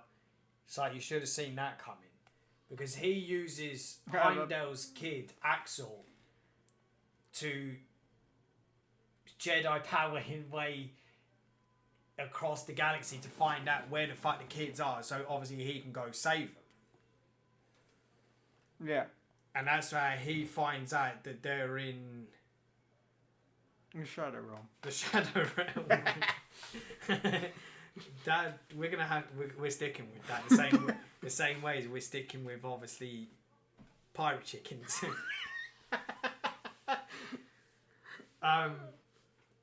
So they find out where the kids are, and then they travel there on Space Goat Express. So obviously they then come up with a battle plan to an extent, and which we forgot to mention is Zeus practically destroyed Korg, returned him into nothing but a face mask. You see the way his face is just in like that mask form. It reminds me of the Mask. Yeah. So it's like, wait, so if I put on Korg's face over my own face, do I then turn into Korg? Is that how that works? No. So he does. It's not the No, exact because because remember he said he grew his body back. Wow, yeah. And then, so Thor and Jane have, their long-awaited conversation, and that's where you then get the backstory of what happened between Thor and Jane. Mm-hmm. Where he was always constantly saving planets and shit across the galaxy. And he was off with the Avengers. And he was off with the Avengers doing the Avengers shit, and she was always doing all her science crap. And then eventually you see where them two They just drift apart. Which, funny enough, is a common thing of how a lot of couples, especially say like either rich couples or like rich and famous couples, they end up differing, and that's why so many celebrities' relationships don't work out, is because they're on two different fucking paths, and their schedules are so conflicted that they're arseways, so they never know what to do. So it was quite close to reality with them two breaking up. I think it also shows you like the depth of their relationship as well, because it's like as you're going through those flash parts, you start seeing Thor's looking at like all these kids surrounding him and stuff, and then now he's starting to think that maybe this is the person that he's gonna have a family with. So when they broke up, he lost a lot more than just a relationship. Do you know what I mean? He lost the love of his life, basically. So they're having all this conversation where they're reconnecting, and obviously all the emotions come flooding back while looking at space whales again, which is like, space dolphins. It was space dolphins. They say dolphins, they look like whales to me. Unless I need to get my eyes tested again. But that also reminded me of like Futurama. So to be fair, what was it with the space narwhals? Yeah, the Star Wars have got space whales that can also jump to hyperspace because reasons. Oh yeah. The Purgle or something. Yeah, I forgot about that. Totally forgot about. That's hacks. Yeah, well, shit's always got hacks. So they're having their emotional get together again, and Korg is having a conversation with Valkyrie because she's undecided because she lost her girlfriend. One of the Valkyries, yeah. Brunhilde, I think, is the main one that she hooked up with, and then Korg's having a therapy session with Valkyrie while it's close to the Thor and Jane are about to make a Thor baby. But obviously at this point he still doesn't know that she dying. She got the death. She gonna die. And so obviously she tells him, don't she, at that point? Yeah, she tells him, but that's a later point where he sees her using her power, but then she starts getting weaker and weaker, and she starts collapsing. And obviously he's like, hold up a second, you've got the power of an Asgardian, the power of Thor, but you're weak as shit. The hell going on? But I do like the bit where obviously Korg's there with Valkyrie and doing all the emotion stuff, but then didn't he start singing? Yeah. He starts singing. He goes, "This was the song that my dad sang to my other dad." It's like, this is what my dad sang to my other dad. So it's like they're two rock dudes that go to like a lava pit, hold hands, and then start mating. Wasn't it like they were mating for like a month? They hold their hands together in a lava chamber for a month, and then a new Krogan's made. To me, it's like that's got to be one of the best ways to explain super ultra rock sex. The funny thing is, though, the way that he described it is actually accurate to the comic books. That's exactly how it happens in the comics, which is quite funny. So it's like, even though it was played off as a joke, you're sitting there thinking, but it's actually based on the comic books. But obviously it created that inconsistency with Ragnarok, where he was talking about his mum and the revolution and all that shit. He's talking about his mum and her new boyfriend, and he doesn't like. Yeah. I mean, later on, I think Taika said that he doesn't really research it at the time. He doesn't sacrifice canon for a good joke. This is what, He will sacrifice canon for a good joke. so it's like, this is what my dad saying to my other dad when they were holding hands are going to go into a lava pit and start having weird rock sex to make another one of our species. I thought, that was a weird conversation. It was a weird conversation. It was like, how does that happen? How does that work? I want to know. They're gonna have to show me an adult version. They're gonna have to show me an 18 version. You need diagrams. Yes. I want a live action version of 2 rock dudes fucking. I want to see it. I want to know how that works. They were like, yeah, we go into a lava pit for a month and we just fuck. And it's like, wait, you fuck for a whole month? Yeah. How does that work? And when do I join? Well, they're definitely rock steady, ain't they?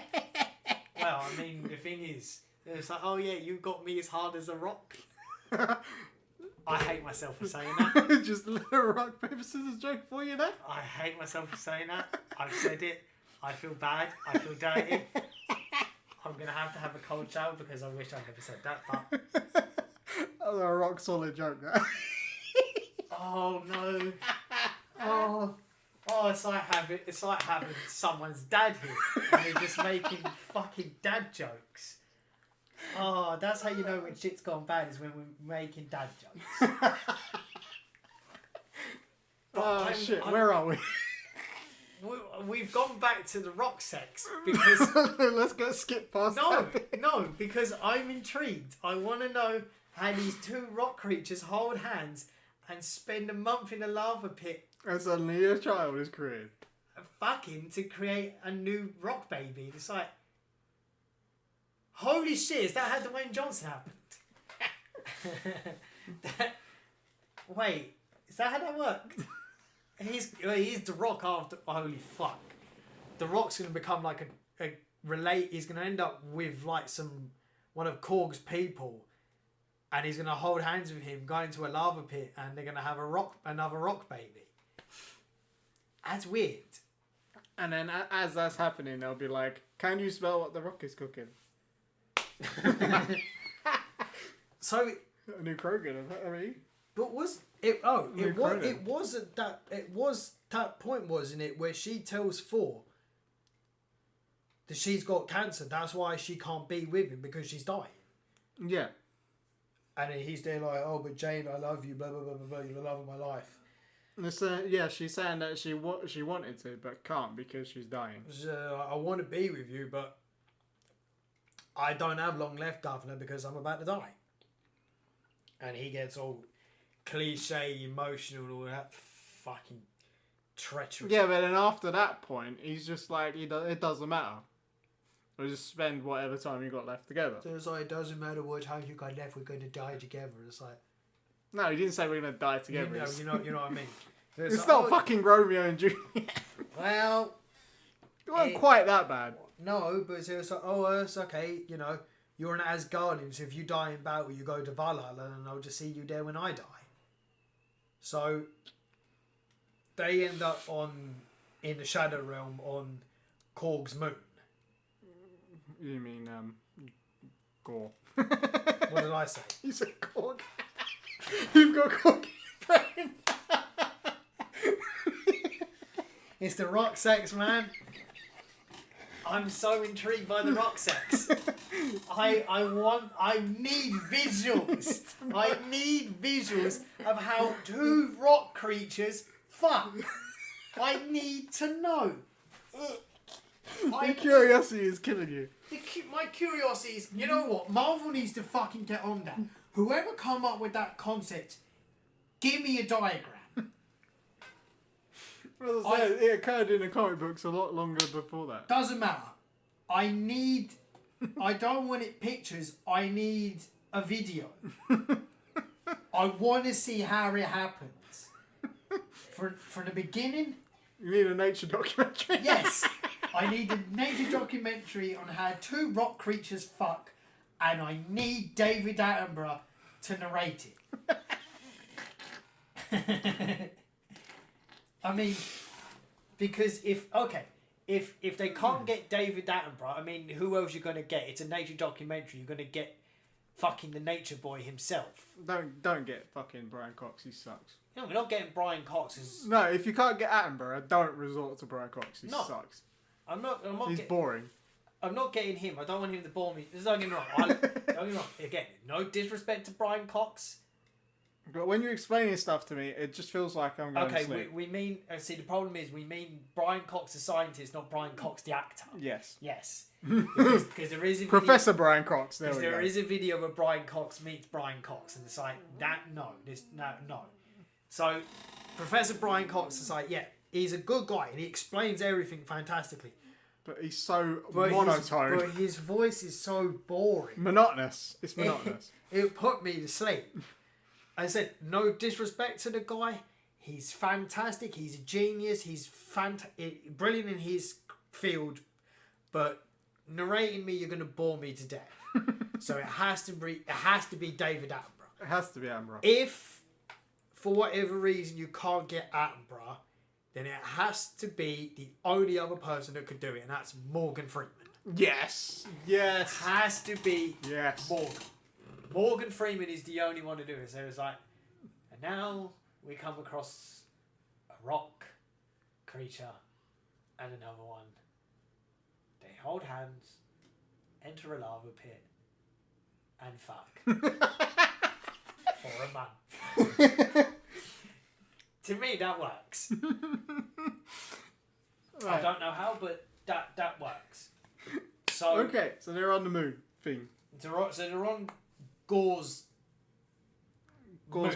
planet. His Shadow Realm planet moon. It's a moon. And they try and fight him, and then they go to his dismal house that he lives in. Like some weird shit. Oh my god, it's depressing. No wonder why realistically he's going around killing all the gods. He fucking should kill himself while he's at it. Because whoever built that thing, well, I hope to God he butchered it. Well, based on what's said about the Necro Sword, it is killing him anyway. Good. Needs to fucking speed it up because that house is appalling. They duke it out. She gets weak due to her cancer. He gets emotional because, you know, emotions are for weak people. And then he opens a Bifrost. This is why he should have just called Jiren. Jiren is devoid of emotions. As he says, emotions are for the weak. My power is absolute. Call Jiren. Jiren would have fucking wrecked Gore. Necro Sword or not, he'd have fucked his shit up because he's Jiren. Plain and simple. Obviously, he uses Stormbreaker to open the Bifrost. Because he kicks the shit out of Lady Thor. Gore steals it. Valkyrie, and then he kidnaps him with his shadow hands, and then he's saying to Thor, choose between Valkyrie or Jane.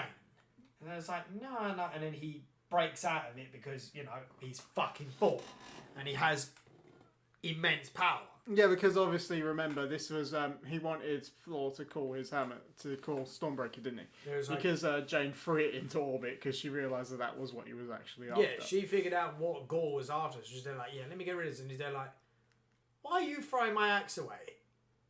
That's not fair. I'm not going to throw Mjolnir away, so who said you can throw Stormbreaker away? I mean, she told him this, that was the thing that he was after. I'm sorry, but the fact that Stormbreaker is somewhat sentient is weird. Yeah, but so's Mjolnir. Not as much as fucking Stormbreaker, or is there it's like, oh, Stormbreaker, are you going to get pissy? The jealous girlfriend, that's funny. Oh, mate. Not Mjolnir. Stormbreaker is fucking jealous as fuck. So it's like, yeah, but, Mjolnir's just my ex. You know, it's all about you now, Stormbreaker, baby. It's like, don't worry. It was like, we're all good. It's like, yeah, that's not how that works, amigo.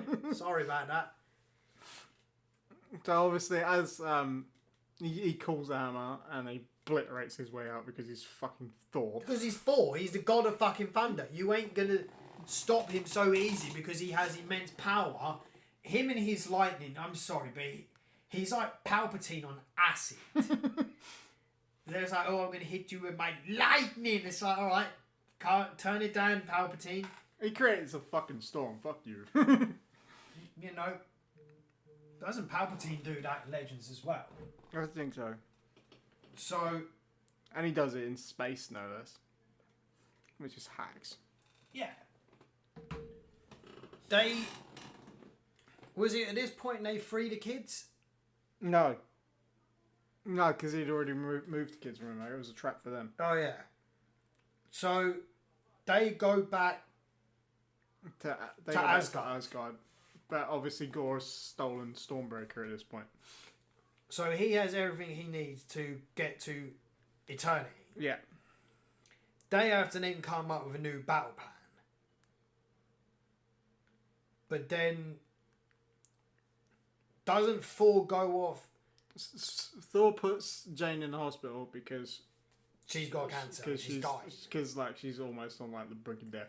And he's there and then he figures out that every time she uses Mjolnir, it's actually killing her further and further. It's destroying her ability to fight the cancer, yeah. Because her body's not used to Asgardian power. The power is literally wiping and burning out her immune system, yeah. Yeah. He puts her in the hospital and he says to her and begs her, like, don't use the power again. Don't use that damn hammer again. Otherwise, you're dead. Misa don't want you dead. Because I want you, wherever time you've got there, I want you to get better. We get together, we get back together again, and then have a Thor family. Basically. Yeah, I mean, except he knows that she's going to die before that. So it was more along the lines of he wanted to spend in as much time with her as possible. Yeah, that whole bit of like her looking so ill got a bit too real. It's like It was accurate though. It was accurate, but it got a bit too real, and it's like, yeah, no, this is depressing. It was depressing. Yeah, it's one of them things. It's like, and this is what we were saying. Like, the film has got loads and loads of comedy and stuff, but there were serious bits in it. The problem was that the serious bits were then immediately followed up by like comedic bits, and it made it a bit disjointed. Yeah, because you can't really have someone that's got stage 4 cancer and comedy, because it's quite hard to do, and they didn't pull it off well. Because it made it at times awkward. Yeah. So, was it Thor, Valkyrie, and who else go after? And no, it's just Thor by himself. Goes after to get the kids. Because Valkyrie got stabbed, didn't she? Oh yeah, I forgot that. She got stabbed. He goes off to obviously get the kids, but with Zeus's lightning bolt. And he frees the kids. Yeah. Then they all go after Gore. I nearly said Cork again. Yeah. He goes after Gore, but the interesting part was that he told them to pick up whatever they could use as a weapon, and then he empowered them all with the power of Thor, and I'm like, that's hacks. That was hacks. And I'm like, bruh, if you could do that, why don't you do that in Endgame? What the fuck? Yeah, I mean, that is the problem though. If he can give his power temporarily to anyone, why did he do that against Thanos? And then I could have mopped the floor with him in an hour, if that. It's like, what were you doing, relying on Captain Marvel? Fuck off. Don't give me that, because she's like, oh yeah, Captain Marvel's there. It's like, yeah, but he's Thor. He could have given his power to all of the Avengers and everyone else. And they'd all be Thor. Oh god, could you imagine the Hulk with the power of Thor? An army of Thors. Holy fuck. That'd be something. That'd be cool. So, that creates a plot hole. It does.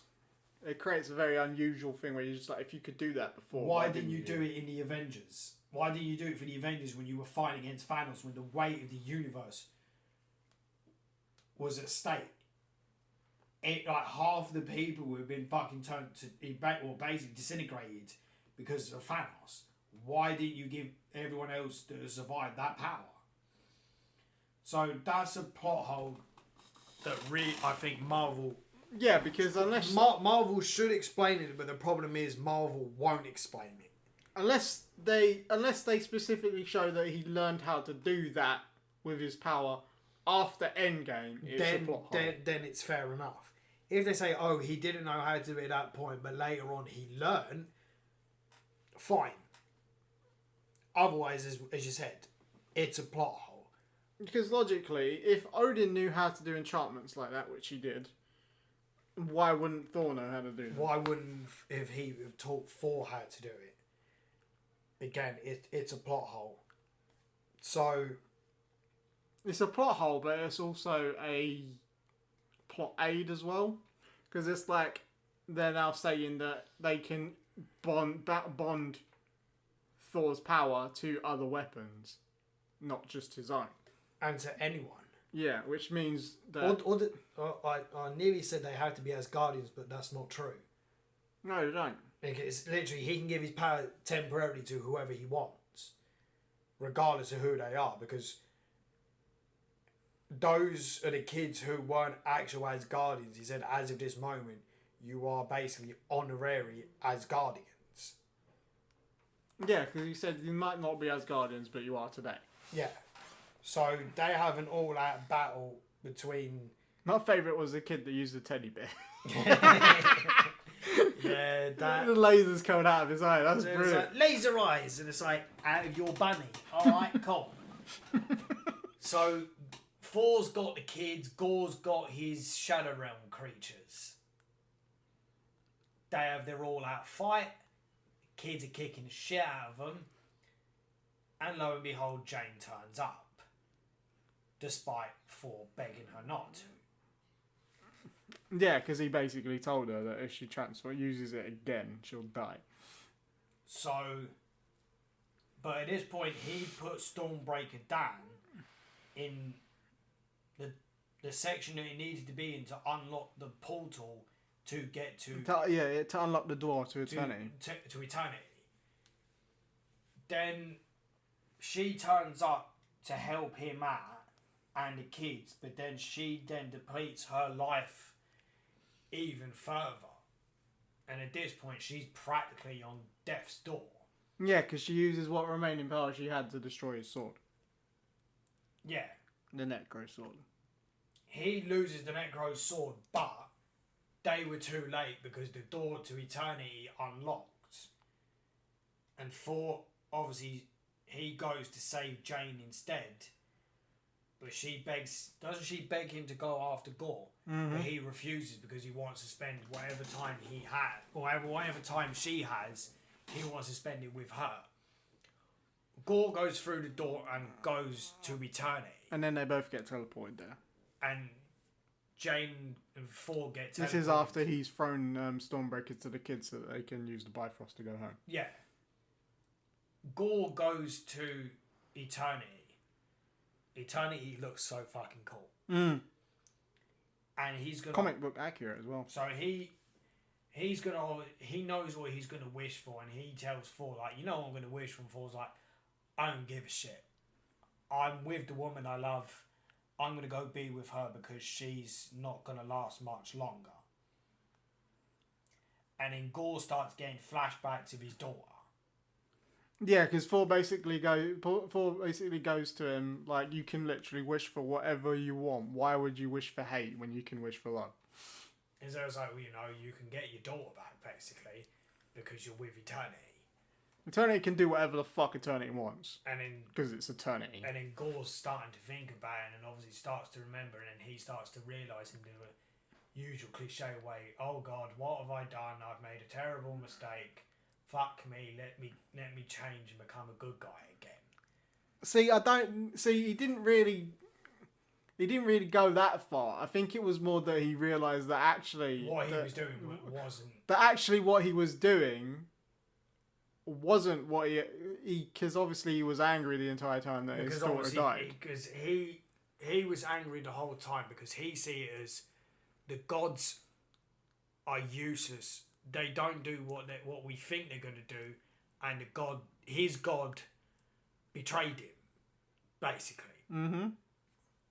And he just kept that hatred and used it to fuel himself when he became the God Butcher.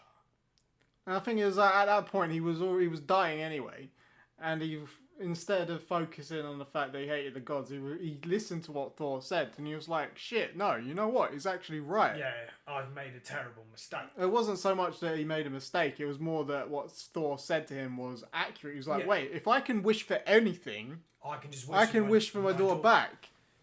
Which is what he does. Which is then what he does, yeah. He then wishes for his daughter. I don't think he actually felt guilty about what he had done. I think he just realised that he could actually use his wish for something else.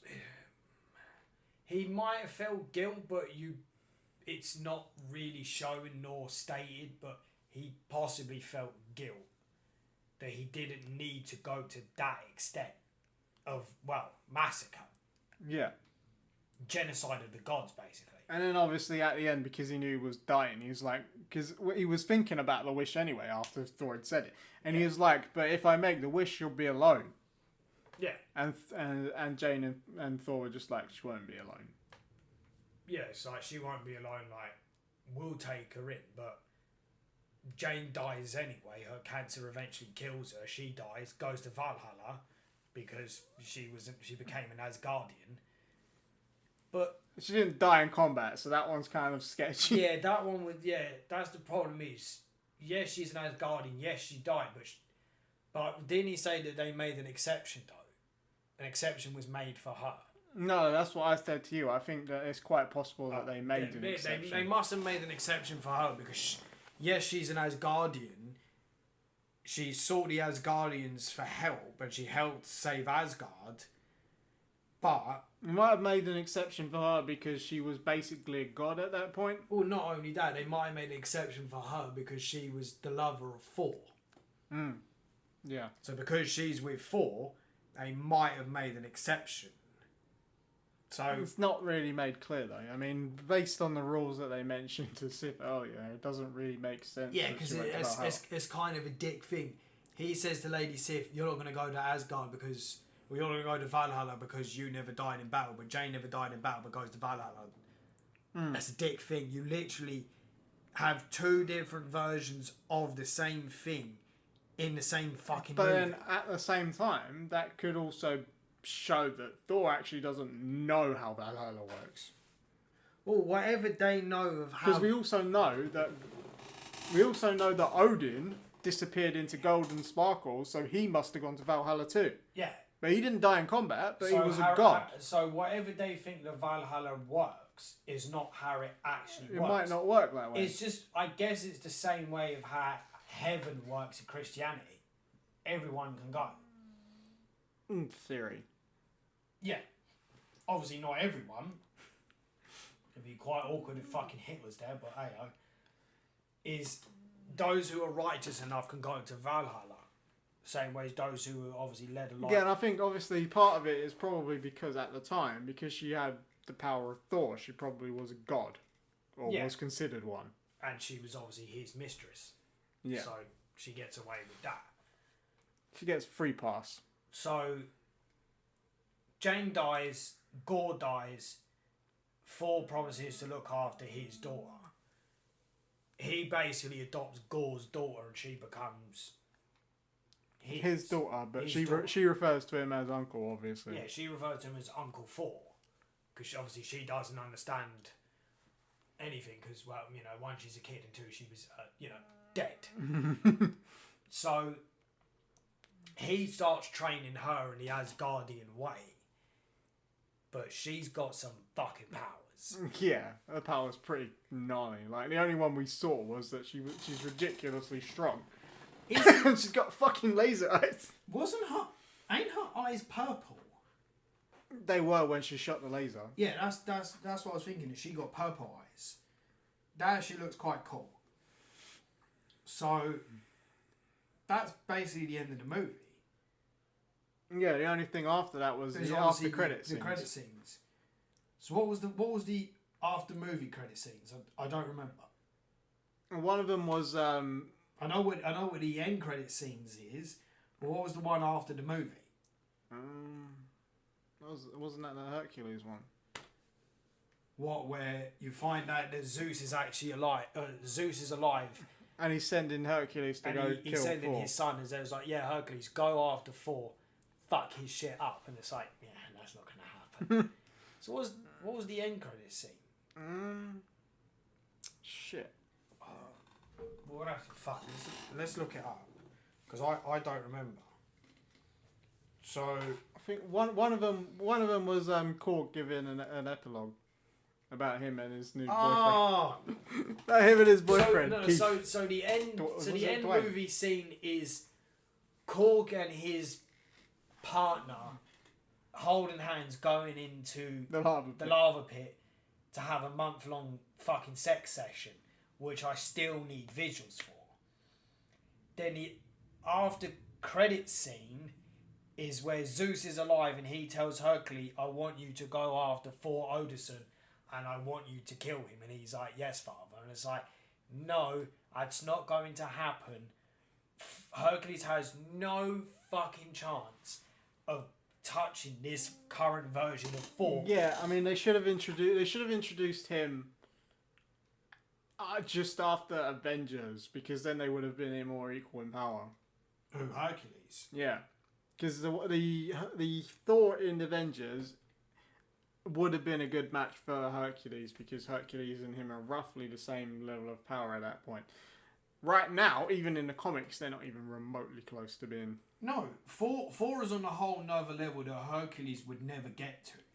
Thor currently has the power cosmic, and he would fucking wreck Hercules. So how they gonna set up Hercules? I mean, obviously the next Thor movie, which might be Phase 6, because obviously they've just announced Phase 5. It might be in Phase 6, so in like another 3 years, they'll probably do a fifth Thor. It'll be like Thor versus Hercules. And this was the fifth one. I mean, sixth. No, this is the fourth one. Was it?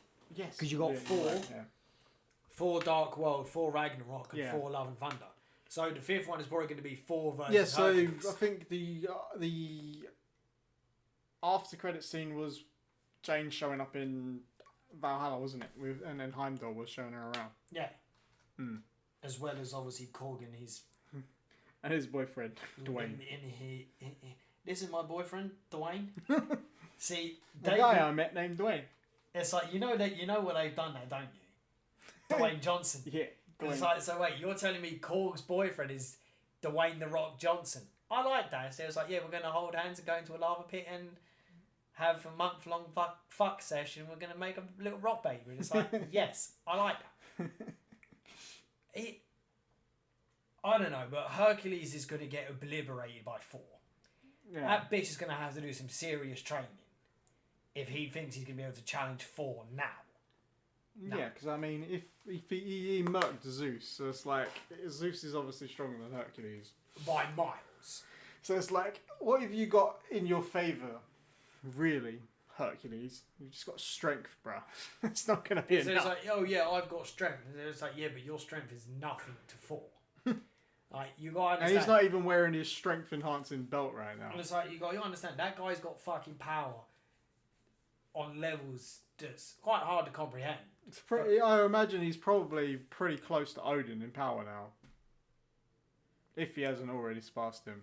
I mean, probably now as King Thor, the way he is, I'd say he's past Odin. He has to have. Yeah, I would say so. But yeah, no. So the next Thor movie has to be Thor versus Hercules. It's not going to work. Because Hercules is going to get fucked. Yeah, because I mean, like I said, all Hercules has got on his side is fucking strength. And his strength is nowhere close to I mean, obviously he's got the cloak that he made out of the Nemean lion, which can't be penetrated by blades, but fucking Thor isn't using a blade. He's using a fucking hammer. He's just break your fucking bones So it's through like, it. Yeah, it's like, okay, he can shoot you with the new version of Mjolnir, or he's got Stormbreaker, which is a fucking axe. Far different. It's not just an axe. It's also a hammer, innit? It's got two sides. Yeah. He's gonna wreck your shit. He's gonna fuck him shit up. Hercules stands no chance against Thor. Plain and simple. I liked Thor's outfit, like at the end in that scene with the girl. It's like black and gold now. Yeah, and I was like, yeah. that's sick. That's cool. I fucking want that. But I think that's it, really. I think we've covered it all. Well, Yeah. Obviously, we went On a tangent. again. Always. Well, I still need visuals. I need visuals. It's either Marvel won't do it for reasons, so then the only other option is Rule 34. Because Rule 35 first. Rule 34 is, I guarantee you, the moment that movie was released, that same night someone fucking made the fucking video of that rock sex. Guarantee it. I fucking guarantee, because the internet's full of perverts. That's true. I guarantee it. But some of them people, the way they draw shit is immaculate. Their attention to detail is frightening. Yeah. It's horrifying. Beyond levels, it's horrifying. It's accurate. And detailed as fuck. But yeah. I think that's it, really. I think in the next Thor movie, he's probably going to lose an arm. How much to say that? Because He's not a Skywalker. he always loses an arm. Yeah, he's not a Skywalker. Yeah, but he lost an arm in the comic books. He might do. I don't think he will. I don't think they'll go down that route. Yeah, I mean, when he was like King Thor, he had a replacement arm and a replacement eye. So maybe if they're trying to make him more like the King Thor version, I think they're just going to make like a different. I think they're going to make an MCU version of King Thor. They're not going to make it like the comics because he's OP as fuck. They're just going to make a comic book, movie version of King Thor. Comic books, he's like ridiculously overpowered. That's what I'm saying. So they won't make it to that level. He killed Galactus. Yeah, which they are still setting. They're still setting that up. Yeah, like the gate that led to Eternity. It looked like a Galactus's helmet. So, they are. The thing is, obviously, Marvel have just announced Phase 5 and Phase 6. The next two Avengers is the Kang Dynasty and Secret Wars. They're building up. Fuck knows when it's going to be because these actors are not getting any younger. Okay, it's going to be obviously not the current iteration of the Avengers because the new Avengers is Falcon is Captain America. But at some point, the Avengers are going to go up against Galactus. They are building up to that. Wasn't he already in one of the end credit scenes? No. Has he not been shown yet, Galactus? No, But because he was more connected to the Fantastic Four, so they didn't show him up until after they acquired all the stuff from Fox. But they are basically building They're up to... probably going to introduce him at one point, yeah. Because who else are they really going to... I mean, they've taken on Thanos and, well, aim for the head. Aside from them actually fighting a Celestial, I don't think. Then the next option really has got to be them going up against Galactus. Because I think really that's what the fans want, is Galactus. So... Yeah, his goofy ass design. But haven't they been basically hinting at with some of the end credit scenes? With the either the after movie scenes or the end credit scenes, they're hinting at Galactus. Well, yeah, like I said, the gateway to eternity looked like the helmet of Galactus. The way it was like that. Yeah. That's Galactus's helmet. That's the way it looks. So they must be building up to him then. They have to be. Yeah. Otherwise, who else are they building up to? If they're not building up to eventually take on Galactus, then who the fuck are they building up to? Yeah, because it's not like they're not building up towards Kang because we know who Kang is. He's a time traveller. Yeah, and Or in this case, he's probably a multiverse traveller instead. well, they are building up to Kang as well because, as I said, they've announced that one of the Avengers is the Avengers, the Kang Dynasty. So yeah, but I don't think he's going to be the big bad because even though Kang is powerful, and even though they're saying that he is, I don't really think he is a Thanos level threat. Not really. So he's not on his own. What, on the level of Thanos? No. But then he's obviously not on the level of fucking Galactus. The only reason why he would be equal to Thanos is because he can enter and exit any time stream that he wants, and he controls several time streams at once. So he's got empires in loads of different places. So in his technology is quite impressive, and he does have a lot of armies, but that's not like a cosmic power level thing, I would think. Then, as I said, they're going to be hit. I think they are. It's probably not going to be, I say, not until. Because you're probably going to have one Avengers movie in Phase 5, another Avengers movie in Phase 6. You're probably not looking at until at least probably another 10 years before we actually see Galactus. And at that point, it's going to be the new Avengers. He might even be in the final. He might even be in the Fantastic Four movie. He might. They might even explain why they haven't been around. Because remember what Doctor Strange said? He goes, "Didn't you launch in the 70s?" It was subtle. Yeah. But Doctor Strange said it to the Mr. Fantastic of the Illuminati. So it seems like they've already existed. And maybe they've been trapped somewhere, like the Phantom Zone or something. No, not the Phantom Zone. The Negative Zone. Fucking Phantom Zone. That's Superman. The Negative Zone, which is where Annihilus is, and he is a cosmic level threat. So in fact, he is one of the prime perpetrators of incursions as well. Now, do you think they're going to reintroduce the Silver Surfer? I mean, if you're having Galactus, you kind of have to. If you're including his heralds. Oh yeah, we did actually see Galactus though in the Fantastic Four movies. I fucking forgot that. Yeah, the second one. Yeah, Fantastic Four, the Silver Surfer. Yeah. But I don't think they're going to depict him like that. I think they're going to as a shit cloud. Yeah, they're not going to have him as a fucking cloud. They're going to have him how obviously everyone knows him. He's a super fucking ginormous dude. Yeah, super ginormous armoured dude like a Celestial. Yeah, so that's what I think they're doing is. Because I think with Doctor Strange, if the incursion things is going to be a big deal, then Annihilus would be a good candidate. Because Annihilus is constantly trying to invade the main universe to take over.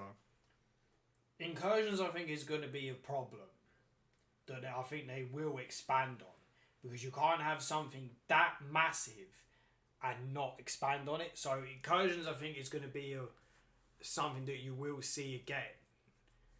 But now that Marvel have got Fantastic Four back, and they are doing a Fantastic Four movie in phase, I think it was the kickoff phase 6. Then they are building up to the return of the Silver Surfer and Galactus. Yeah, because he was originally a Fantastic Four enemy anyway. So is Annihilus. But yeah, I think that's really what everyone is expecting is them to build up to Galactus. And I think that's really the only route they have to go, or they will go, is Galactus. Then after that, who fucking knows? Well, after that, the thing stronger than Galactus would be a Celestial. But that's if Marvel keep going that far. Yeah, they've now planned out the next 2 phases, which is like another 6 years worth of Marvel. It won't obviously be the new Avengers with the Falcon and all that. It will be another iteration of the Avengers in like another 10 years' time, where they then take on Galactus. Well, yeah, it would have to do. because the actors will be fucking too old at that point. It feels like they're building up to a big threat anyway, because you've seen some of the fucking heavy hitters that are gonna be in the next iteration of the Avengers. You've got Captain Marvel, you've got Spectrum, you've definitely got fucking Scarlet Witch because she's gonna come back. You know that. Doctor Strange, who's already pretty overpowered anyway. Is it Mordock or Marduk? MODOK. He's the master of AIM. He's coming in the MCU at some point. Yeah, that'll be as he'll be in charge of AIM, I suspect. So he's coming into it at some point. You've had the Illuminati introduced. Obviously you've got the new Avengers. So they are building up to a new, bigger threat. It's obviously more of a problem than what Thanos ever was. And it has to be. Which, and as I said, the only other thing that everyone wants and expects is Galactus. Yeah. So Galactus it is. Yeah, because we know that Kang's coming, but you don't need that level of cosmic power to fight Kang. No. So would there be any... let's say, for argument's sake, if it's not Galactus, who else? If it's not Galactus, it could, as I said, it could be... It's going to be, let's say, multi-universal threat. If it's not... Goku Black. If it's not Galactus, it could be Annihilus, because Annihilus is a threat that's on that level. Or I don't know. It could be Dormammu shows up again. Would they bring back Dormammu? I mean, there's no reason why they can't. I mean, they introduced Clea in Doctor Strange, and she's his niece. So they won't. I don't think now. Definitely not in the next two phases, or even if they go up to phase 7 and 8, they won't do a Celestial yet. I think what Marvel will do is they'll do like another, say, after phase 6 it'll be 7 and 8. Then they'll obviously build up to Galactus, which will probably be the big battle, or won't be until phase 8, which you're probably not looking at until like 2036 at that point. Where they'll do Galactus, and if Marvel continue up to like phase 9 and 10, which is possible, because their movies are not slowing down, you've still got at least another 20 years worth of Marvel, then they'll probably build up to Celestials. Yeah, because I mean the Celestials are definitely more powerful than Galactus by far. That's probably where they go. But I don't think they'll go that far. I think what Marvel will do is they'll go up, build it up to where you're going to have, say, multiple teams having to fight together, and these movies are going to be like fucking 4 hours long each. Well, yeah, because you're going to have like probably 20 to 30 different fucking characters teaming up. We've already got one new team confirmed already, which is Thunderbolts. Yeah, so you're going to have, say, the Eternals are their own team. So you're going to have, like, say, 20 to 30 different characters, 4 to 5 different teams, all teaming up together in, like, probably over... Either the Avengers movies will probably be 3 to 4 hours long, or they'll be split into, like, 3 to 4 movies linked together, because they'll be so long because of the amount of characters in them, that they'll get up to Galactus, and once they've defeated Galactus, that's the end of the MCU. I can see the MCU ending with them taking on and defeating Galactus. Yeah, because the only beings after Galactus and the Celestials that would be even powerful enough to be a challenge would be Infinity and Eternity. Then they won't go that far, is it? They'll go up to Galactus and end it with Galactus. That's what I see it as. Yes, or maybe the Living Tribunal, but who knows? Hasn't that been hinted as well? Yes, a few times. Wasn't Adam Warlock hinted as well? But yeah, Adam Warlock is supposed to be coming in Guardians of the Galaxy 3. He's another cosmic level powerhouse. Then as you said, the Living Tribunal, but then will they bring in The Living Tribunal was What's his mentioned name? by Baron Mordo because his staff was named after the Living Tribunal. Do you think they'll bring in Reed's kid? Franklin. Yeah. The problem with Franklin is he's too powerful. But you think they He's might... basically an Infinity Gauntlet on his own. But you think they might bring him in to the MCU? Maybe some years down the road, but I don't think they'll make him as powerful as he is in the comics. Oh, no. Well, no movie version of any of these characters are anywhere close to how powerful they are in the comics. True. Look at Superman. Yeah. He's so much fun. Yeah, but I mean, with the problem you have with Franklin is because of how fucking powerful he is. He's literally he's basically like a living cosmic cube. He snaps his fingers and shit happens. He just does whatever the fuck he wants. He just warps reality on a whim. His entire power is the warping of reality. Then they probably won't introduce him as but that's what I think they'll do. Yeah, because he's too powerful. They'll build up over the next 20 years. They'll build up to Galactus, defeat Galactus, and that's the end of the MCU. I mean, they've already hinted at Franklin and Valeria Richards already, because remember the one from Earth 838 was talking about how his children still have their mother, which means they confirmed that the two of them were born already. So that would be Franklin and Valeria. Well, then I guess that's. But then again, they're probably looking to bring in Doctor Doom as well. Yeah, I didn't think of that. Because Final Fantasy, and he's pretty fucking powerful. Because he's got shitloads of tech like Iron Man, but he's also on par with a Sorcerer Supreme. Because he knows magic as well. Okay, so... In the comic books, he's even considered a candidate for Sorcerer Supreme. Okay, so let's say, for argument's sake, to round this off, they build up to... So, after Kang, they build up to Doctor Doom. They defeat Doom, build up, introduce the Silver Surfer and Galactus over the next 20 years, 25 years, take on Galactus and then defeat the fucker. Mm.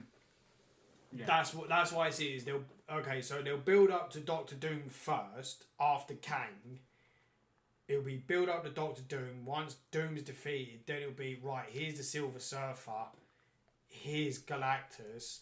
We're gonna have to probably have 3 to 4 fucking Avengers movies of them teaming up, going after, taking out fucking Galactus, and then they'll end it with defeating Galactus and then the end of the MCU in the next 30 years. Fuck me, I'll be old. I think we'll both be old. Fuck, dude. Well, I think that's that for today then. I think we've covered more than enough while going on tangents. Right. Well, that's that for today then.